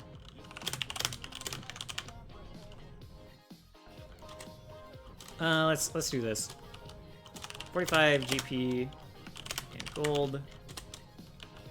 45 GP in I don't know. Let's do like 5 gems. 5 gems of unknown value. They have a statue of a Gorgon cult leader with the cult leader was buds with. I see. She saved his life. They got married. He died. She died. One's a zombie now.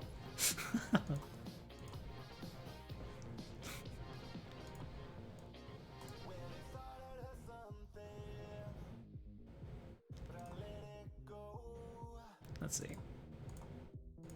45 GP in gold, 5 gems, something spicy, question mark?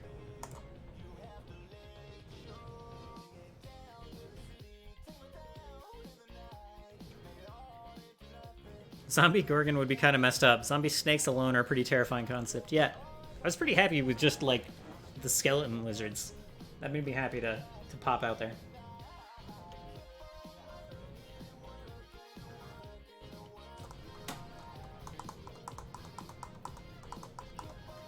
Alright, troglodyte hatchery. This chamber contains nearly 1,000 troglodyte eggs, with a few of them beginning to crack open. None of the little monsters have emerged, but obviously they will be swarming forth in a short time.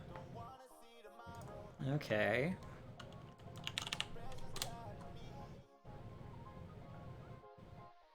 That'll frickin' do! What a good art.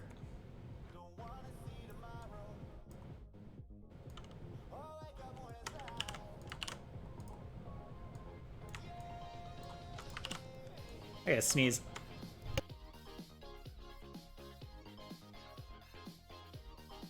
It was a lie. It was a lie, I'm sorry.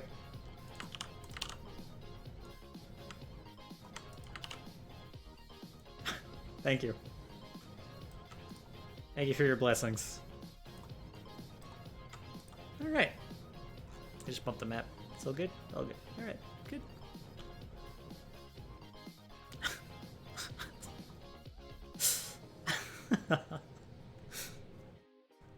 35 Mud Viper Hatchery. This room contains several thousand poisonous snake eggs, and quite a few of these have broken to reveal their squiggly contents. Little snakes are easy to kill, but every bit as venomous as their grown relatives. Careless characters may undergo normal viper attacks, poison only. At the DM's discretion. Note that both troglodyte and mud viper eggs and hatchlings will die if the dungeon is flooded. So if you hijack the pump system, it gets flooded, I guess. Alright. Alright.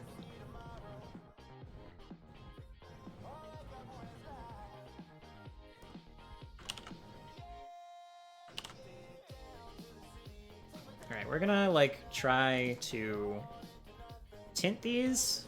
I don't know what tint mud viper eggs would be, but we'll try this. That's fine, just to mark that they're different.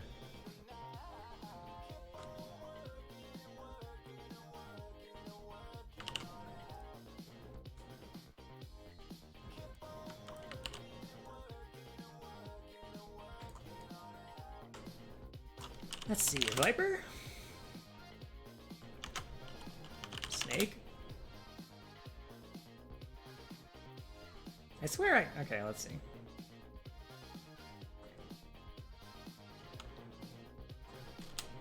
Let's see if the web has anything for us. Sure, I think this is what I was using before. Okay, so first of all, this will be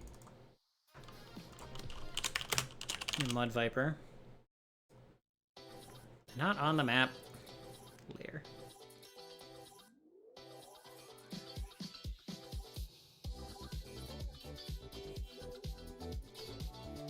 And there will be a few very small ones in here.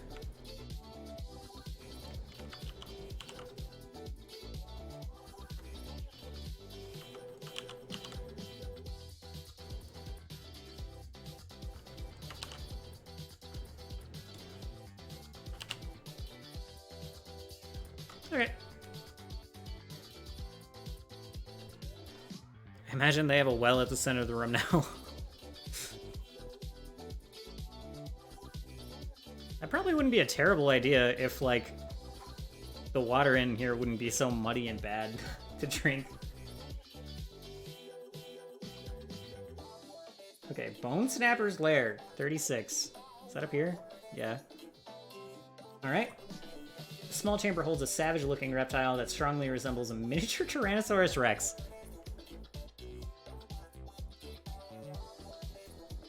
I don't know if I want dinosaurs in here. I've harped on it before, but like, geez.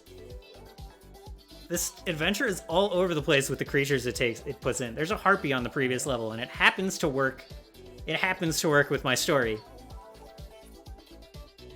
But man, there's a giant something. Who's here for the giant badger, whatever it is? I didn't put the name on it.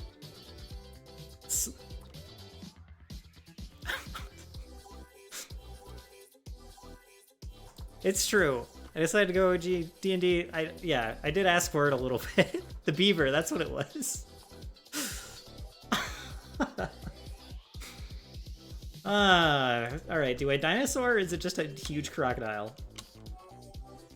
What do you think, chat? I'm gonna actually, alright, I'm gonna stand up. It's been like 2 hours since I stood up. I'm gonna run upstairs and get a drink, and let me know what you think of whether this should be a dino or an alligator.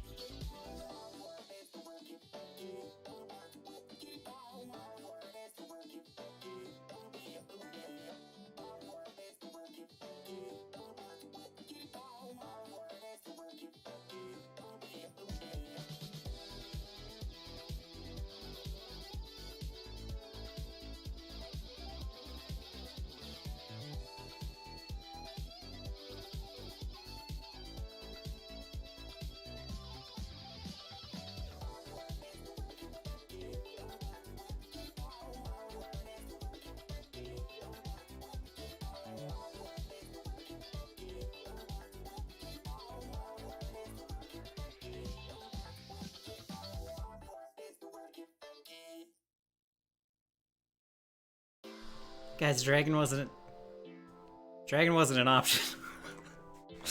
No dragons.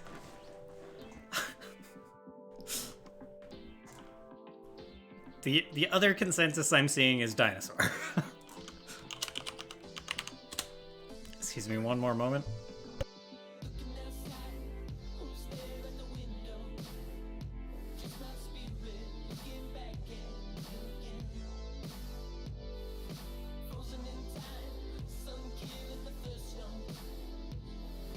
Okay.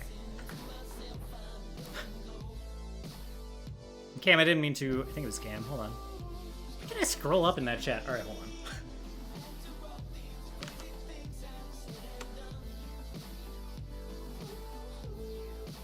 Yeah, I didn't mean to brush over that compliment. Thank you very much. This is like an undue amount of work into a dungeon, to be honest. Like, no one should feel like they have to do this. It's literally, for me, just because this is like fun Twitch content. I really like the conversation it brings up and like, yeah, back and forth. It's, yeah. So like, this is definitely over the top and definitely slower than I need to do it. Like, I could be filling this out as they're going through and just be like, all right, in this room, let me read the description. Here are my notes, like, you know, and like plop in the enemies that they're fighting there. And to some degree, if I was like making this myself, it would actually be faster to draw in the map, because I could just like plop down whatever I want instead of trying to be true to the adventure, you know. So like, part of the amount of work is because I'm using adventure modules wrong.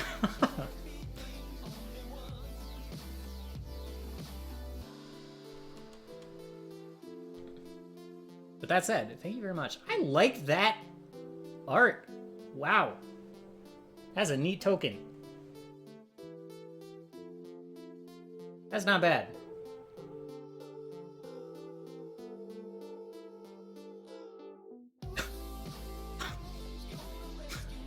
I don't know about that one. I dig it.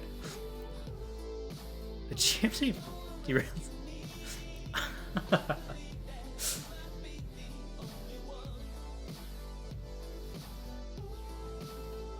Okay, yeah. Let's do that one. I'm not gonna lie, I was a little tempted to grab the Dimetrodon because, like, it looks like an alligator. It's like a primordial alligator. A little bit. I'm using alligator and crocodile interchangeably. I'm sorry, I know that's completely inappropriate. I know I'm doing a disservice to both creatures, but I don't know what the difference is.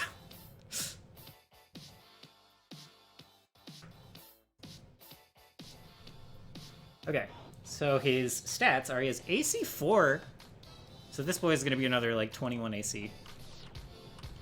Bone Snapper. AC 21, HP, what are you saying its HP is? HP 20, yeah, so HP like 35 again. Do you play in person or online? Yeah, I play online for sure. I wouldn't be doing this kind of mapping if it was in person.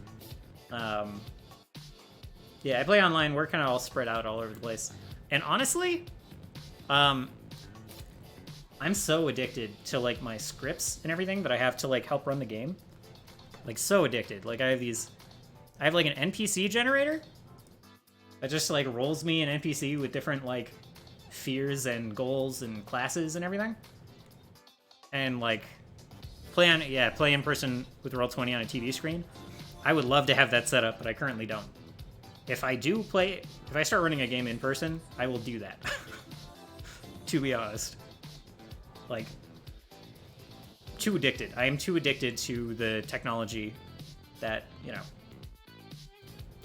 to what this allows me to do, and the way it allows me to combine the things I like into like one game, between like drawing these maps and like bringing in music and all sorts of stuff.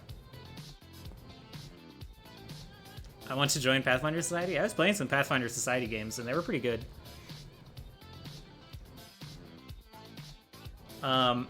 I will say I had trouble like being a character in Pathfinder Society because it felt more gamey to me. That's probably just a personal me thing though.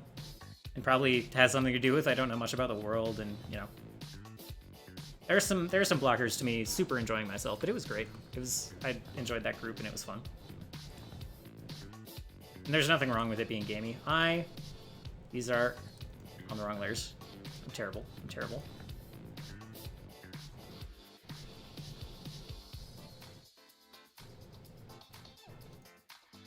I'll have to go through and just make sure all of this stuff is on the appropriate layer. Okay.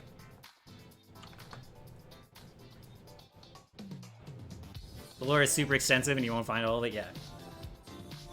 I like half following the lore, but I'm very behind, very not exactly invested. I'm just like curious about it. I like some of the stuff they're doing. I like that Viking land isn't just Viking land. There's like a whole lot in just the Sweden-Norway analog.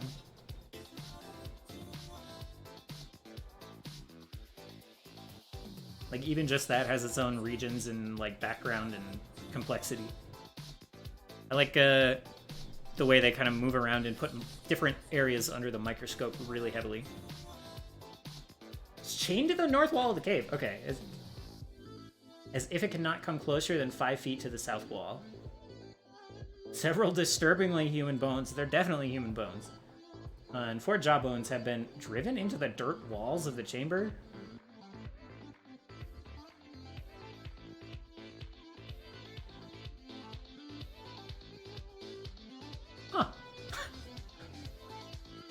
Okay, yeah. Its main purpose is to snarl, growl, bellow, and otherwise create noises as creatures pass, thus warning the Naga that something approaches. So this is just a screamer mushroom, but a dinosaur! Okay. It will not hesitate to attack and attempt to snack on any creature foolish enough to step within reach of the chain.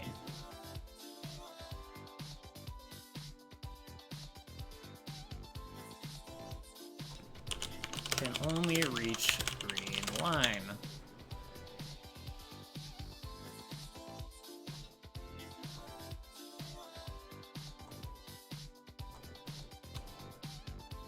I'll move that a little bit.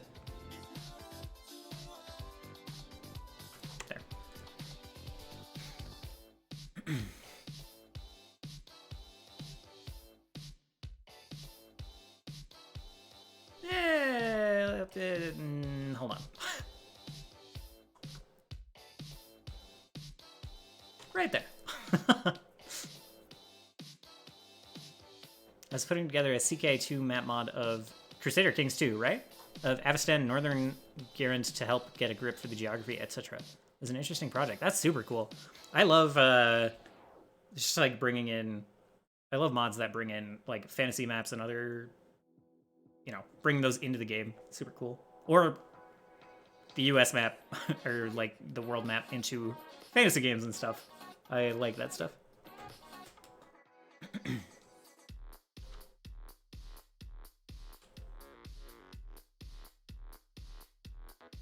Okay, so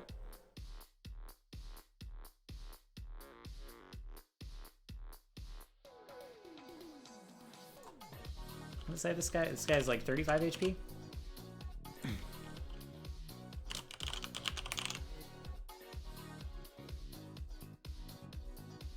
I was like, why is that saying it's misspelled? That's definitely how you spell snapper and bone.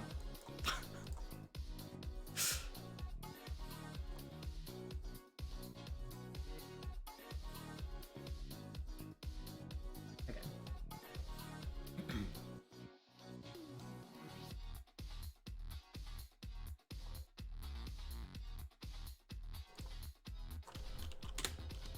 Mostly here to snarl. Growl, alert, look at intruders. Of intruders, okay.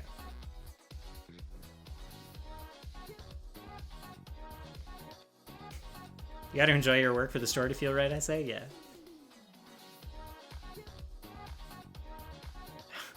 How do they have a dino? That's a good question. Life finds a way.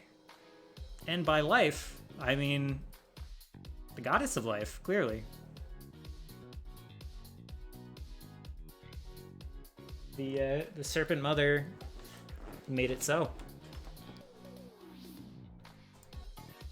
Undead Dino. I don't think it's undead, but that's...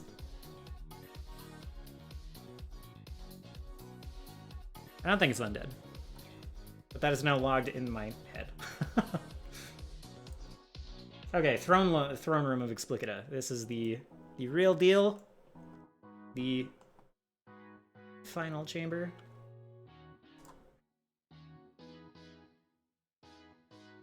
Not everything else is undead. Okay, there's quite a lot. There's been... They've killed like an equal number of ghouls and like actual people. So there is that. Half of the lizards they've killed have come back as zombies, skeletons. And yeah, you may have a point. But like, okay, so like the undead are definitely like this guy's pet. They are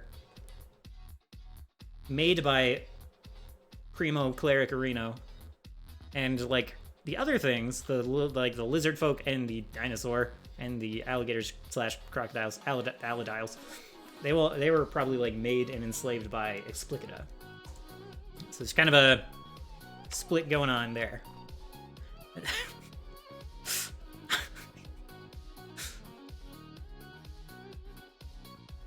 Okay. The boat can carry 10 persons and has a long pole inside, which can be used to propel at a movement... Alright, I should read from the top. This huge cavern is lit by a ghostly green glow emanating from the 8 columns supporting the vaulted ceiling. Columns? Ceiling? Ah, yes.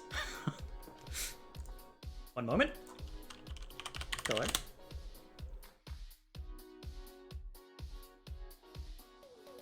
Oh no, we're on tokens. Try again. Prison pillar. It's on the wrong layer. Just gonna delete it. To be honest, map and background.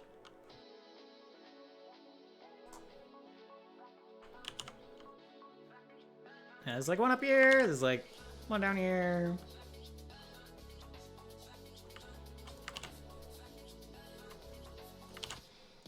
By the way, Cam, you mentioned, like, I think it was Cam, you mentioned not knowing the, like, paste on cursor hotkey. There's no different hotkey for it. You literally just click, and then the paste will, like, put it where you're clicking.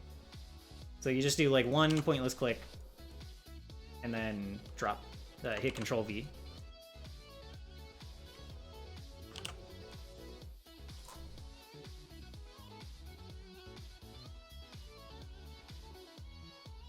That's about right. Alright.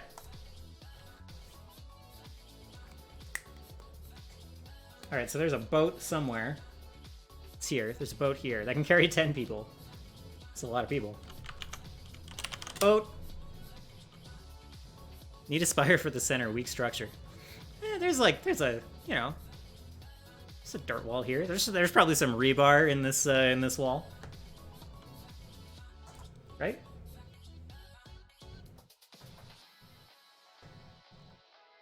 Why did they put it? Well, it's fine.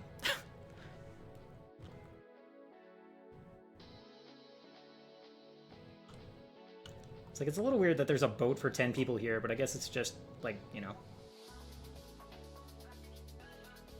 for the for the worshippers or what have you. You'll have your eye on it. If Explicita slams into the wall too hard, well, like, you know, the wall will have a saving throw for some shakes. I want this ship, but it's got the water background.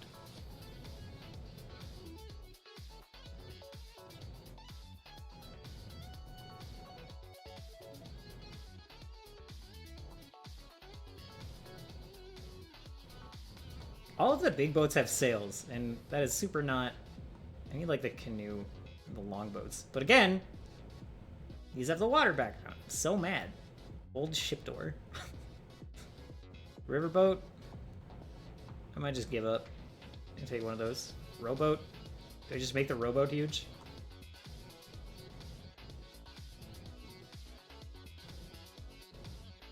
Too many ships?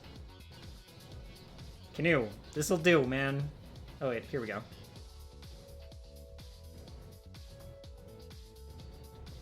Oh, look at these like nice benches around the outside. That might be the one. Maybe this one. Yeah, okay.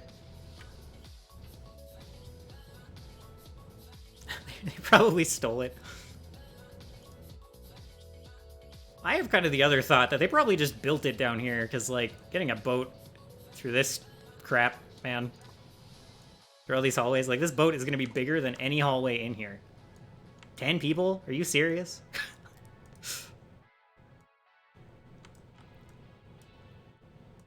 I guess it's beached probably the other way. Calling that good enough. It's a good enough boat.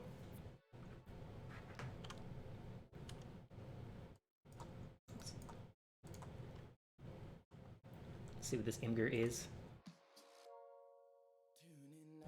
Oh, I see. Oh yeah, this is the Crusader Kings map you were talking about, right? Is it okay if I'm gonna assume it's okay if I pull this up. That's really cool. I dig this stuff so much. And that's a really good way to learn a map. Like, just remaking something like this. You know, like, even stuff like this. The shape of this cave is now, like, burned into my memory. And the same with the one above it. It's a real... It's like how writing notes down is, you know, commits it to memory better. Except, you know, much more painstaking and detail-oriented. It's basically nothing like what I just said at all. That's fun.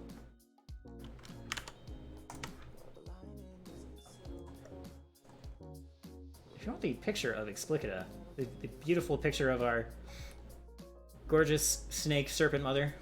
Yep. Mm-hmm. Right there. Right there. Very beautiful.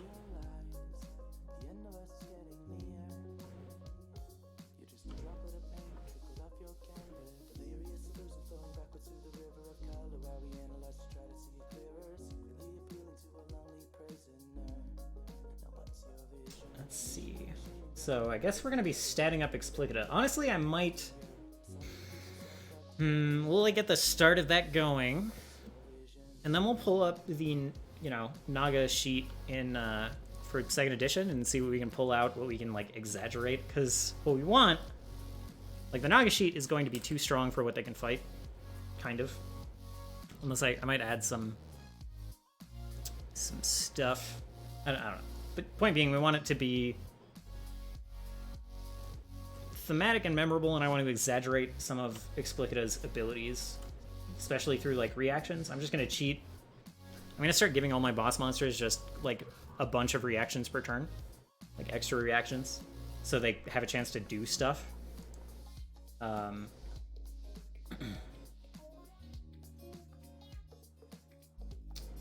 So, yeah.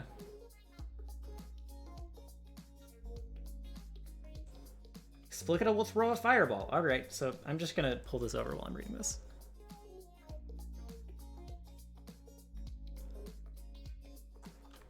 Okay. So yes, lit. The column supporting the vaulted ceiling, a rather large, flat-bottomed boat, is set at the shore of the pool before you. The water seems to occupy most of the cavern. The boat can carry 10 persons and has a long pole inside, which can be used to propel at a movement rate of 3 feet. A rate of 3 feet. Is that per turn?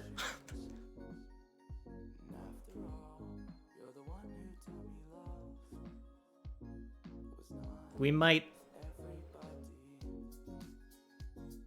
It's probably like 3 feet per move action, but I'm gonna just... That'll be rounded up to something. Something not that. I mean, I got that the boat's heavy, but 3 is a really weird number in Pathfinder, so yeah, it'll probably be like 5.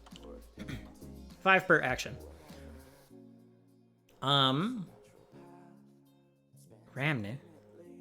I don't actually know who this is. This might be the wizard person that, like, they haven't even met, so it might be irrelevant. Realizing the end of the quest is near, will cast his Globe of Invulnerability. He will caution his comrades to stay close to him, but not tell them why.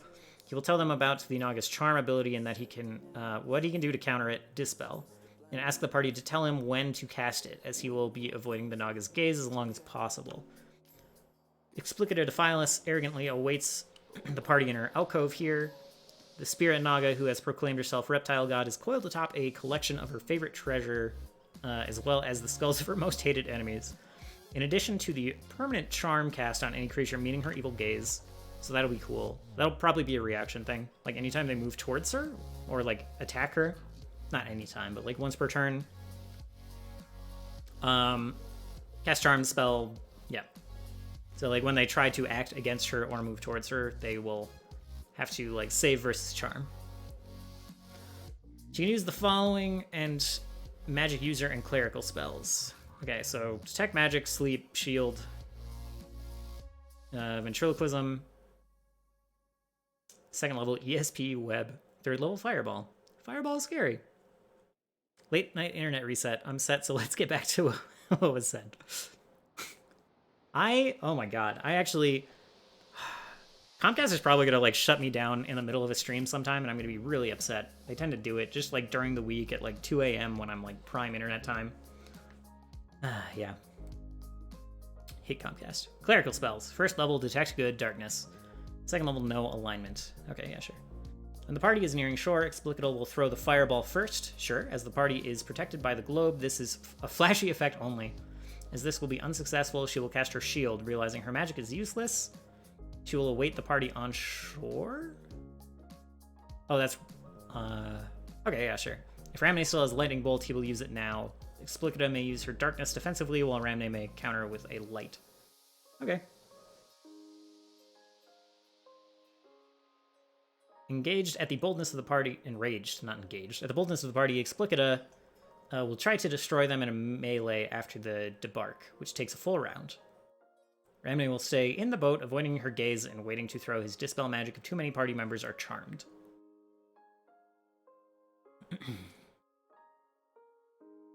So they didn't meet this NPC at all, and I wasn't even sure that I wanted to have him... Is it bright outside for you? Not for me, no. It is quite dark right now. I'm not waking up in 9 hours. Get out of here. Let's see... In addition to her normal attack, Explicita will meet the eyes of one party member each round unless the character is avoiding her gaze. Okay. The victim must make a save versus spell or be charmed. The Naga is too arrogant to give charmed characters any orders during the fight. She has plans for them later. Remember that the Naga's bite is poisonous, and when Ramne casts the Dispel, all the potions in the area must save versus being destroyed. That's cute. My room is super bright. It's not bad. I have, oh... I don't know. I've got like track lighting up here, and over there I've got like some. This might be terrible. I apologize in advance, but I've got this thing. Wow. Yeah, it's not even gonna focus on the light. It's a thing called a nano leaf, and it's like currently set up quite bright. So that's kind of my main light here. It works okay. If I turn on like full screen, maybe I won't do it right now, but if I turn on full screen camera, you can see some artifacting from how not bright it is in my room here. It's literally, this is all like color correction and white balancing tricks. and like, it's actually not super bright in here. My face is bright, but everything back there is actually pretty dim.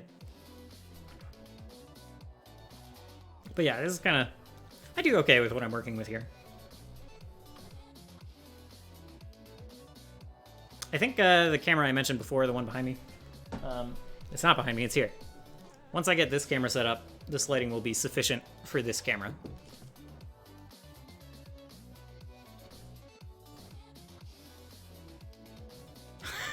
Magic. Something like that, yeah. I like my lights. Ramne will stay on the boat. So, Yeah, what I was saying is this NPC like hasn't been engaged with by the party. They didn't go to his little grove of trees. I might replace him with like one, I can give the party like now that I know this is happening, I can give them some like a scroll for dispel.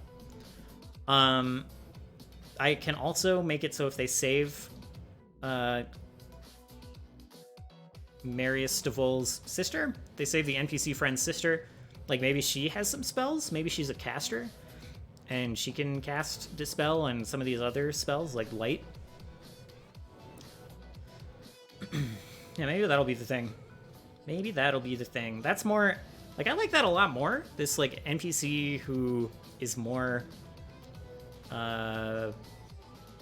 ingrained in the town, more interested in the town, rather than, like, some grumpy mage who happens to live there, who, like, doesn't like anyone and nobody likes him and everyone thinks he was the one running the cult. Yeah. I think this will fit better.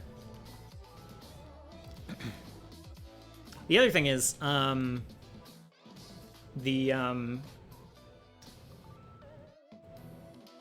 Harpy on the previous level, I think they're going to... They're like an envoy to, like, a Harpy, like, demi-goddess creature, who's kind of, like, decided that Explicita isn't for them and she's gonna have a bad time. So this Harpy is going to give them a scroll of Zone of Truth, basically. And they're going to say something kind of cryptic about how, like, truth is the enemy of Explicita. And that Zone of Truth spell might just make everyone inside immune to charm. I know that's not not exactly an as-written thing, but I think Explicita is charming through, like, lies and deceit and, you know. So I think it can be countered in that way. Will you try to keep the rogue alive up there when they meet?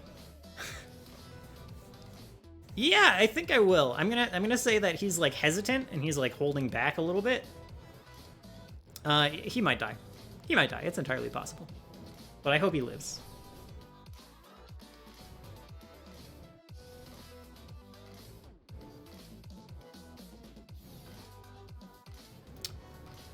Let's see. And then there's some... This is about, like, the treasure. A bag of holding? I'll give that out. Sure, why not? Just a bag of holding 500 GP capacity. Everything's measured in gold in AD&D. From, like, capacity to... Yeah.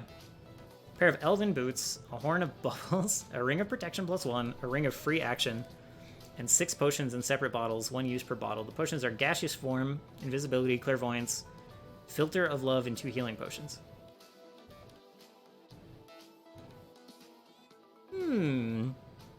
I like these. I like these. I can make these something interesting. It probably won't be on stream tonight, but I still think they won't pay attention and kill the guy's sister. That's entirely possible, man. I hope not.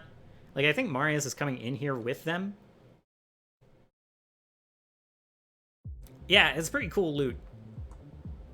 Like, again, this is just way too much gold. Given that there's already a ton of gold being dropped everywhere else. Like, this is an appropriate amount of gold for, like, the entire adventure, maybe? And still, that's a lot. But this stuff is cool. I'm gonna give just all of this, like, as is, really. 2 ivory scroll tubes of brilliant white are also buried in the treasure pile. Each is sealed and elaborately carved with leafy patterns. I like this, I like this. These carvings must be arranged in pre-designed patterns to release the catch on the end of the tube, thus allowing it to be opened. By rolling his percentage to pick the locks, the thief may open these. Sure. If the tubes are broken, the scrolls will explode, dealing 1 to 8 points of damage to anyone within 10 feet.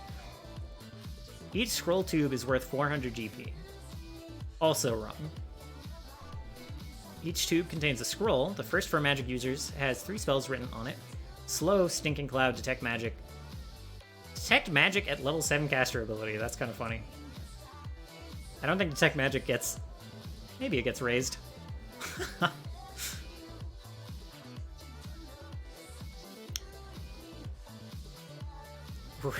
Ramney will take loot from you.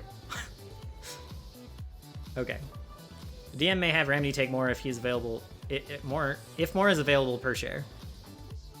I don't think that much will happen. Remember that characters must often sell magic to pay for training. First level characters who survive all the adventures in this module will probably become 2nd level. That's hilarious. This was so long, man. This adventure module it's lasted like 6 sessions already. The idea of a party not leveling until this is done. AD&D is weird.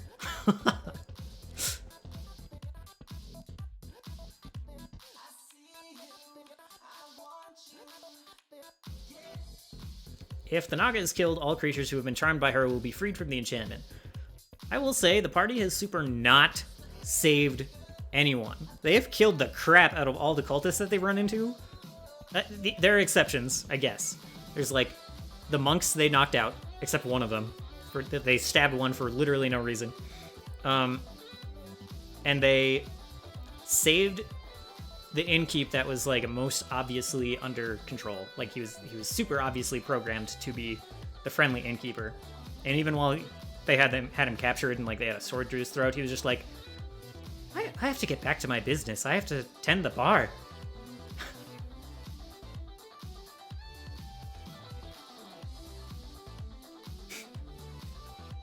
It's unforgiving and gets off on being withholding for sure. So I'm completely neutral. Yeah, so they've, yep, so that'll be interesting to see their reaction when, like, oh, everyone is fine now. Fuck.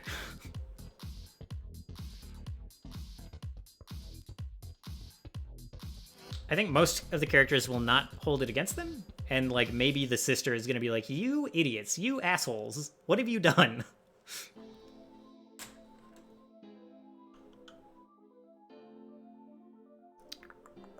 They will not remember the experience as being real. This includes all humans and humanoids no matter where they are. It should be noted that the troglodytes were not charmed to begin with and will still consider humans mortal enemies. Yeah, okay. Chaotic neutral? Yeah, kinda.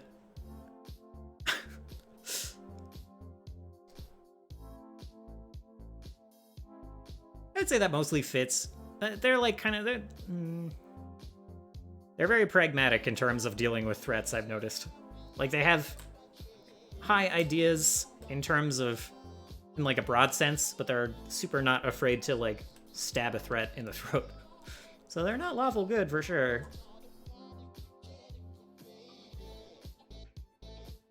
They're in the blocks between like chaotic good, lawful neutral, neutral neutral, chaotic neutral, I would say. I don't think they're evil. I think they all have fairly good intentions. Except the alchemist will accidentally create an atom bomb and kill everyone.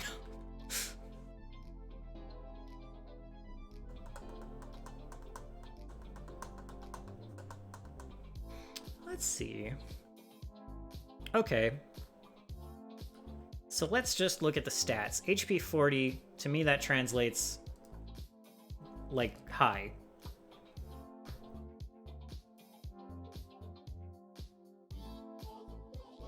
I think that's going to be... Where's the best place? Over here, probably. Explicita's going to have a lot of stuff.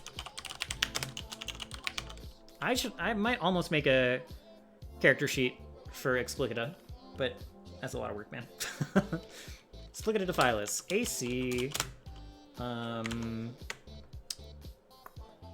AC 4, so yeah, like high AC.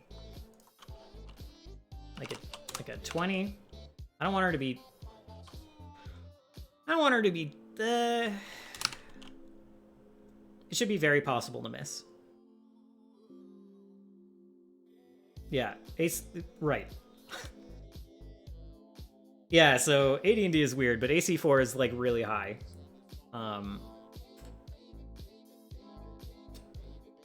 Yeah, it's like, I don't know.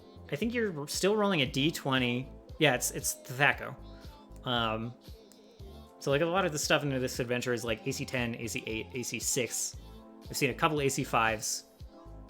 Yeah. Right, Giant Spider has AC 10, so it was very easy to hit.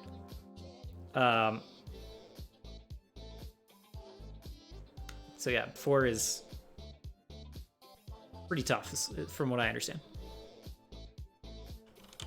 AC 21, HP like 55-ish. This will probably be like a... If they going into the DM fudging a little bit, if they like hit this in like 2 attacks, I probably won't let her die that fast. And if they hit it, if it takes like 10, if we're on like round 5 and she's not dead, then I'll probably, if like the hits have been really glancing, I'll probably wrap it up around there.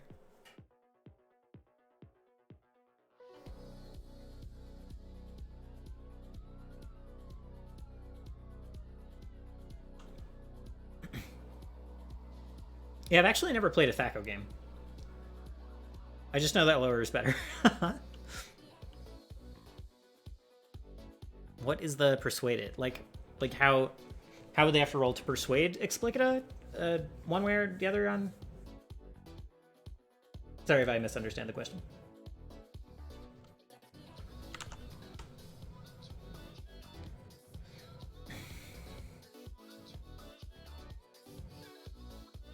Baldur's Gate was Thaco. Huh. Okay. I didn't actually... Huh. Okay.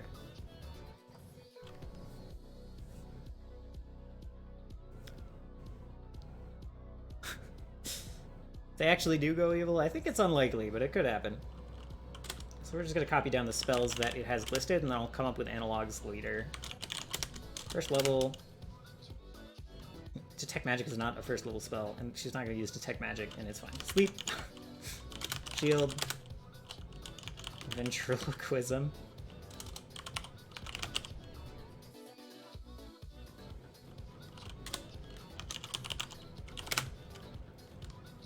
ESP, which again will need to be replaced. Web, which will probably need to be replaced. Third.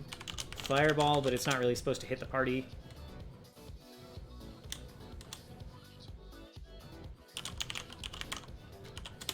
Clerical first. Detect good, not gonna be a thing. Darkness. Silence, maybe? Because, yeah. Basically, another cleric was, like, used a high-powered version of silence, so they might have that. How would the campaign go if they became the de facto rulers of the town under the whatever that thing is? I guess we would start playing a Strongholds and Followers game. And they'd, like, make some kind of stronghold here and strike out from there, and Eden would be very unhappy. I guess Eden would be very unhappy if they heard that it happened. So, like, the party could just re-mind control the DeVolts and be like, you will tell Eden that everything is great.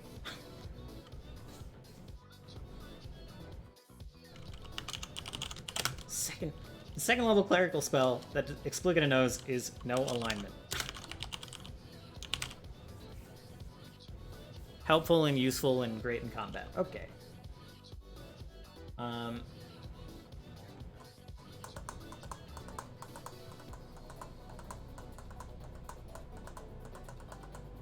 So she has a bite with poison. These stat blocks...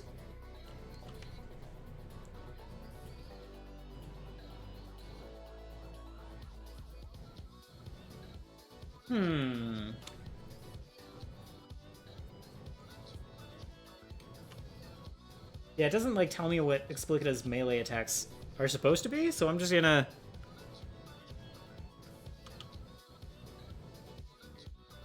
base it on... kind of what I've seen for other... Well, okay, alright, so this is what we'll do.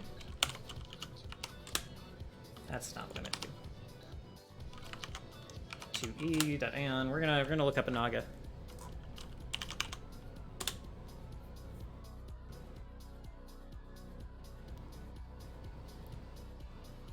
Yeah. Yeah, some illusion stuff, probably.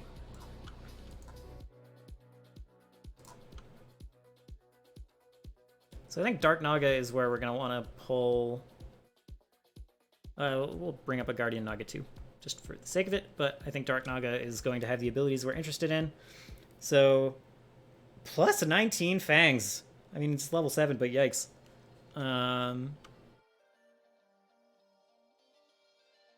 2d8 plus 5. So I think it might be like 2d6. Might be like a 2d6 plus 3 bite or something, plus Dark Naga Venom. That's kind of what I was thinking anyway, so that works. Not gonna be plus 19. Might be plus 10. Axeman was plus 9, so...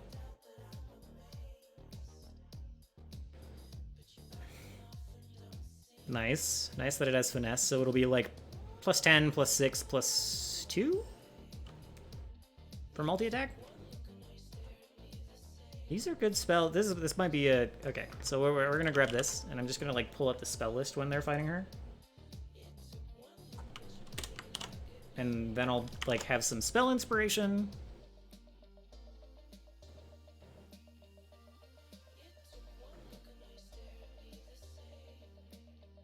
It's not bad. Splicata has like half the HP of a level 7 creature, like a little bit less. That makes sense. I think that makes sense.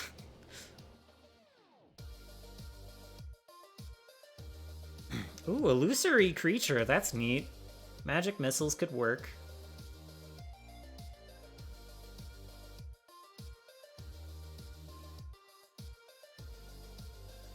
Fourth, third, second, first. Cantrips. Okay, yeah. Wall of Fire could still be cool.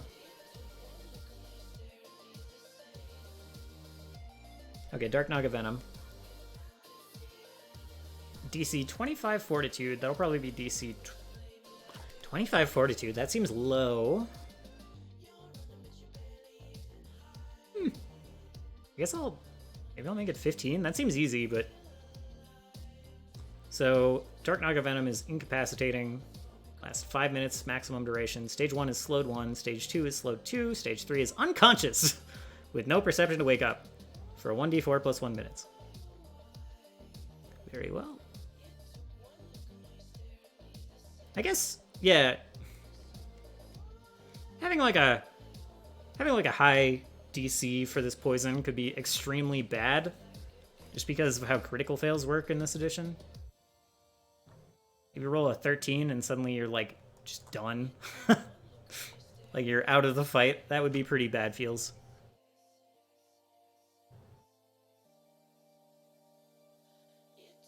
Maybe a Naga Oracle is in there.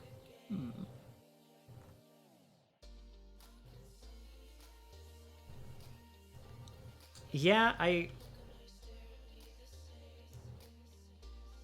I'm wary of making single creature fights, but I think with reactions and stuff I can make it cool.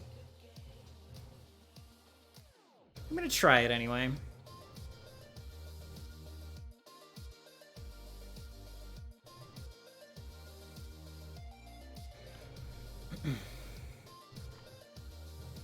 Okay, so Fangs. Fangs, I said like plus 10, yeah. I think it's fine. Make it hit number based, give it unique abilities.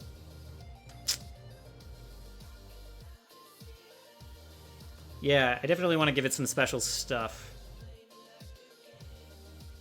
I have a little time to do that. Maybe if I do one of these from Minnesota while I'm traveling, maybe it'll just be like sitting down and statting out Explicita in detail.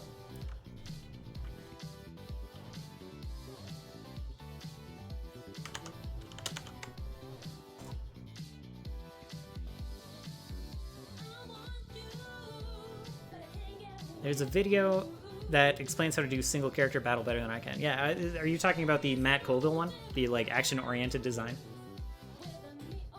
I mean, there's probably a lot of videos on the subject. That's just like the most recent one, and it's been getting... Yeah.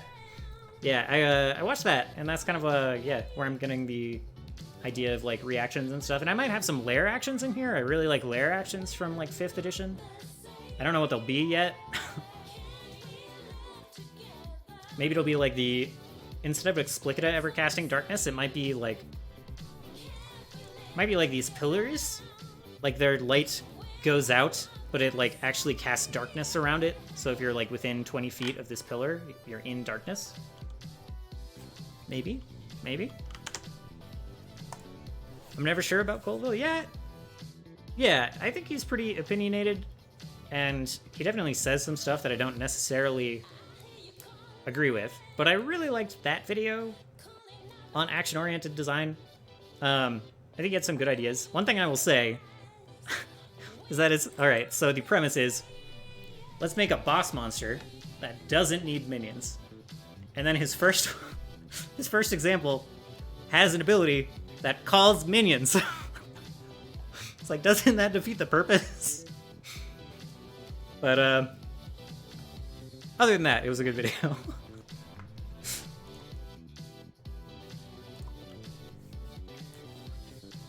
Yeah, some of his ideas are great, but a lot of people could take everything he says as gospel. That's, yeah, that happens with, like, a lot of content creators, especially...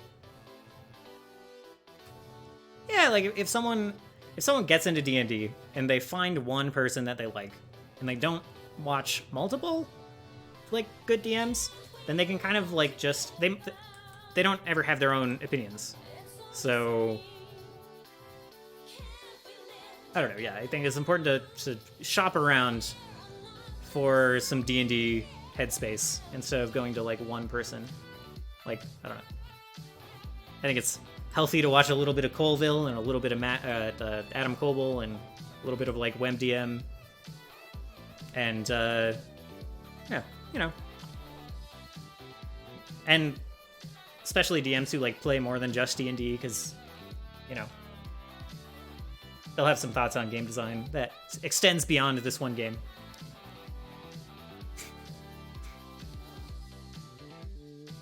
Okay, what was I saying? Fangs 10. Agile Finesse. 1d6 plus 3. No. 2d6 plus 3. It's basically striking Fangs. And then... Naga Poison.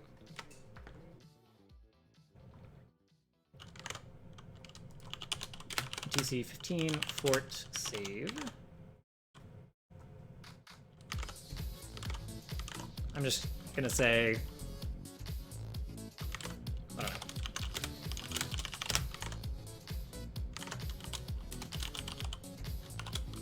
Let's make a little correction here. I know it's not poison, it's venom.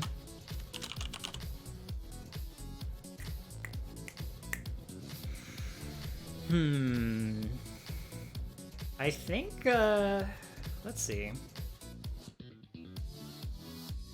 Okay, let's find a model for Explicita, huh? Let's find some art. See if there's some good Nagas. I think I already used it for the statue is the thing. But I guess I can just use the statue. Alright, whatever. Bone Naga. That's scary.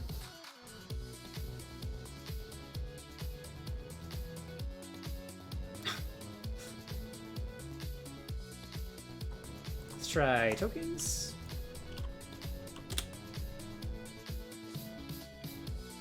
Poison traps around the pillars. Jason Bullman DM. Jason Bullman. Is he one of the WebDM people, or is he from a different channel? I'm really bad with proper nouns.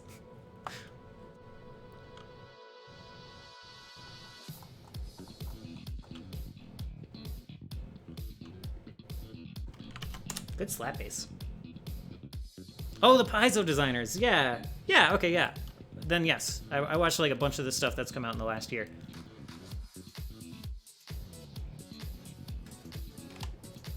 So I was... Oops. Not 0. So, yeah, I agree. Oops. You're not on the...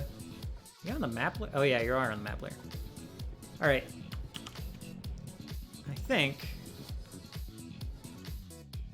he has his own channel he does map designs on. I didn't know that. That's cool.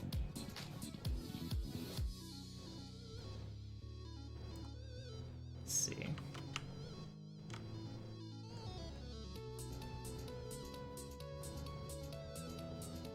Plus he has a background in architecture. Oh, neat. Yeah. Yeah, it's the... You're probably going to be a stickler for the rules of the game you designed. I think that makes sense. Jason Bolt. Yeah, I'll look it up. Yeah, that would be cool.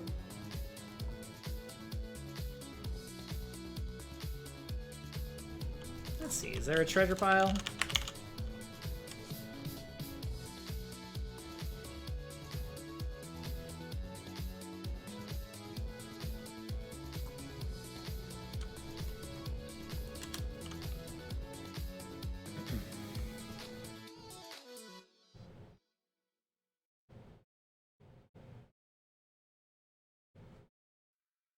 This might be it.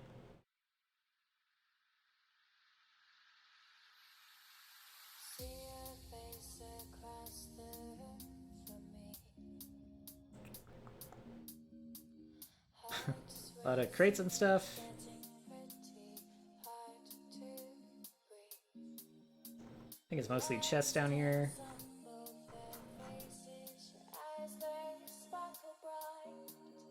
I'll just use that first treasure pile. The GCP crew being DM'd by Bowman at PAX was hilarious, yeah. I love Glass Cannon podcast.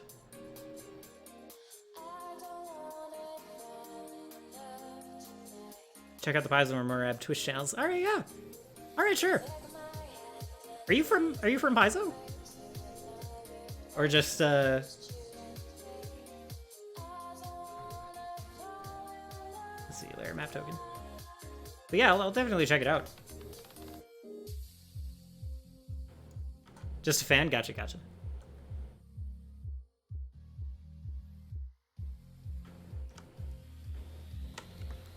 And let's grab Vigilante. Solid. Bringing hope to the Pathfinder streamers. I understand. I appreciate you.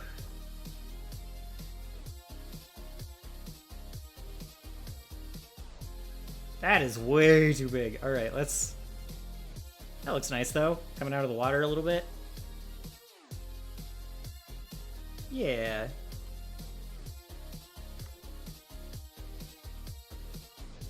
Dig it. All right. The Raiders, the GCP Patreon show? I don't think I've watched that. Well, maybe that is the one I've watched. I kind of forget the name. I like... Okay, YouTube. It's probably an "Are you still watching?" thing. Video pause. Yes, continue, please. Please do. Explicit fire this. But yeah, as I said, I'm really bad with proper nouns, so I don't actually know the name of the show that I binged. But I watched kind of the one they converted to Pathfinder 2nd Edition on their YouTube channel, and I watched their Starfinder one. Strange Aeons is a live show, which are visual. Raiders is another studio show DM'd by Skid, yeah. Okay, cool. Okay, gotcha.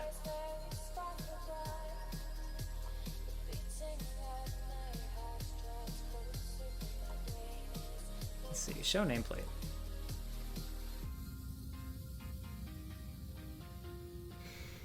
Let's see.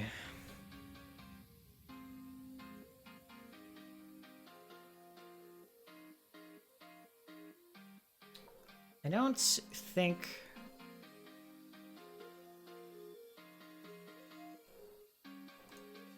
I think this might be close to where I call it for the night. Let me just try something with lighting. I'm gonna play with this just a little bit.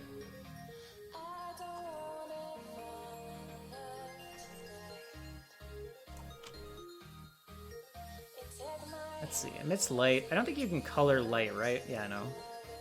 That would be super cool, but...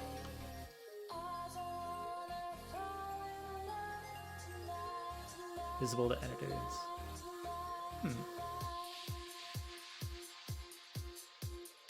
Okay.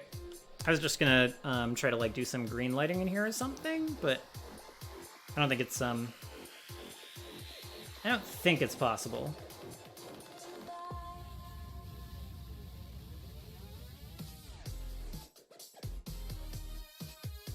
No. Okay. That's totally fine. Dice Daddy, no. I'm sorry. I just think this is like a good breakpoint here. Like, all there really is to do is to play with dynamic lighting. Well, not all there is to do, but this is like a good break. Like, everything I need is in here, and then I can come back and revise now that this is in place. So that would be a good time to pick up, instead of kind of like starting now and getting halfway through. Or like partway through.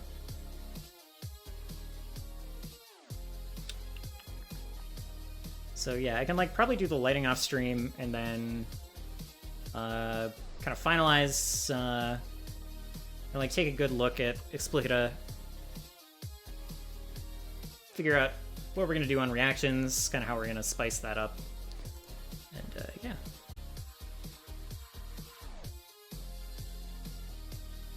Okay. Yeah, I think I'm happy with that.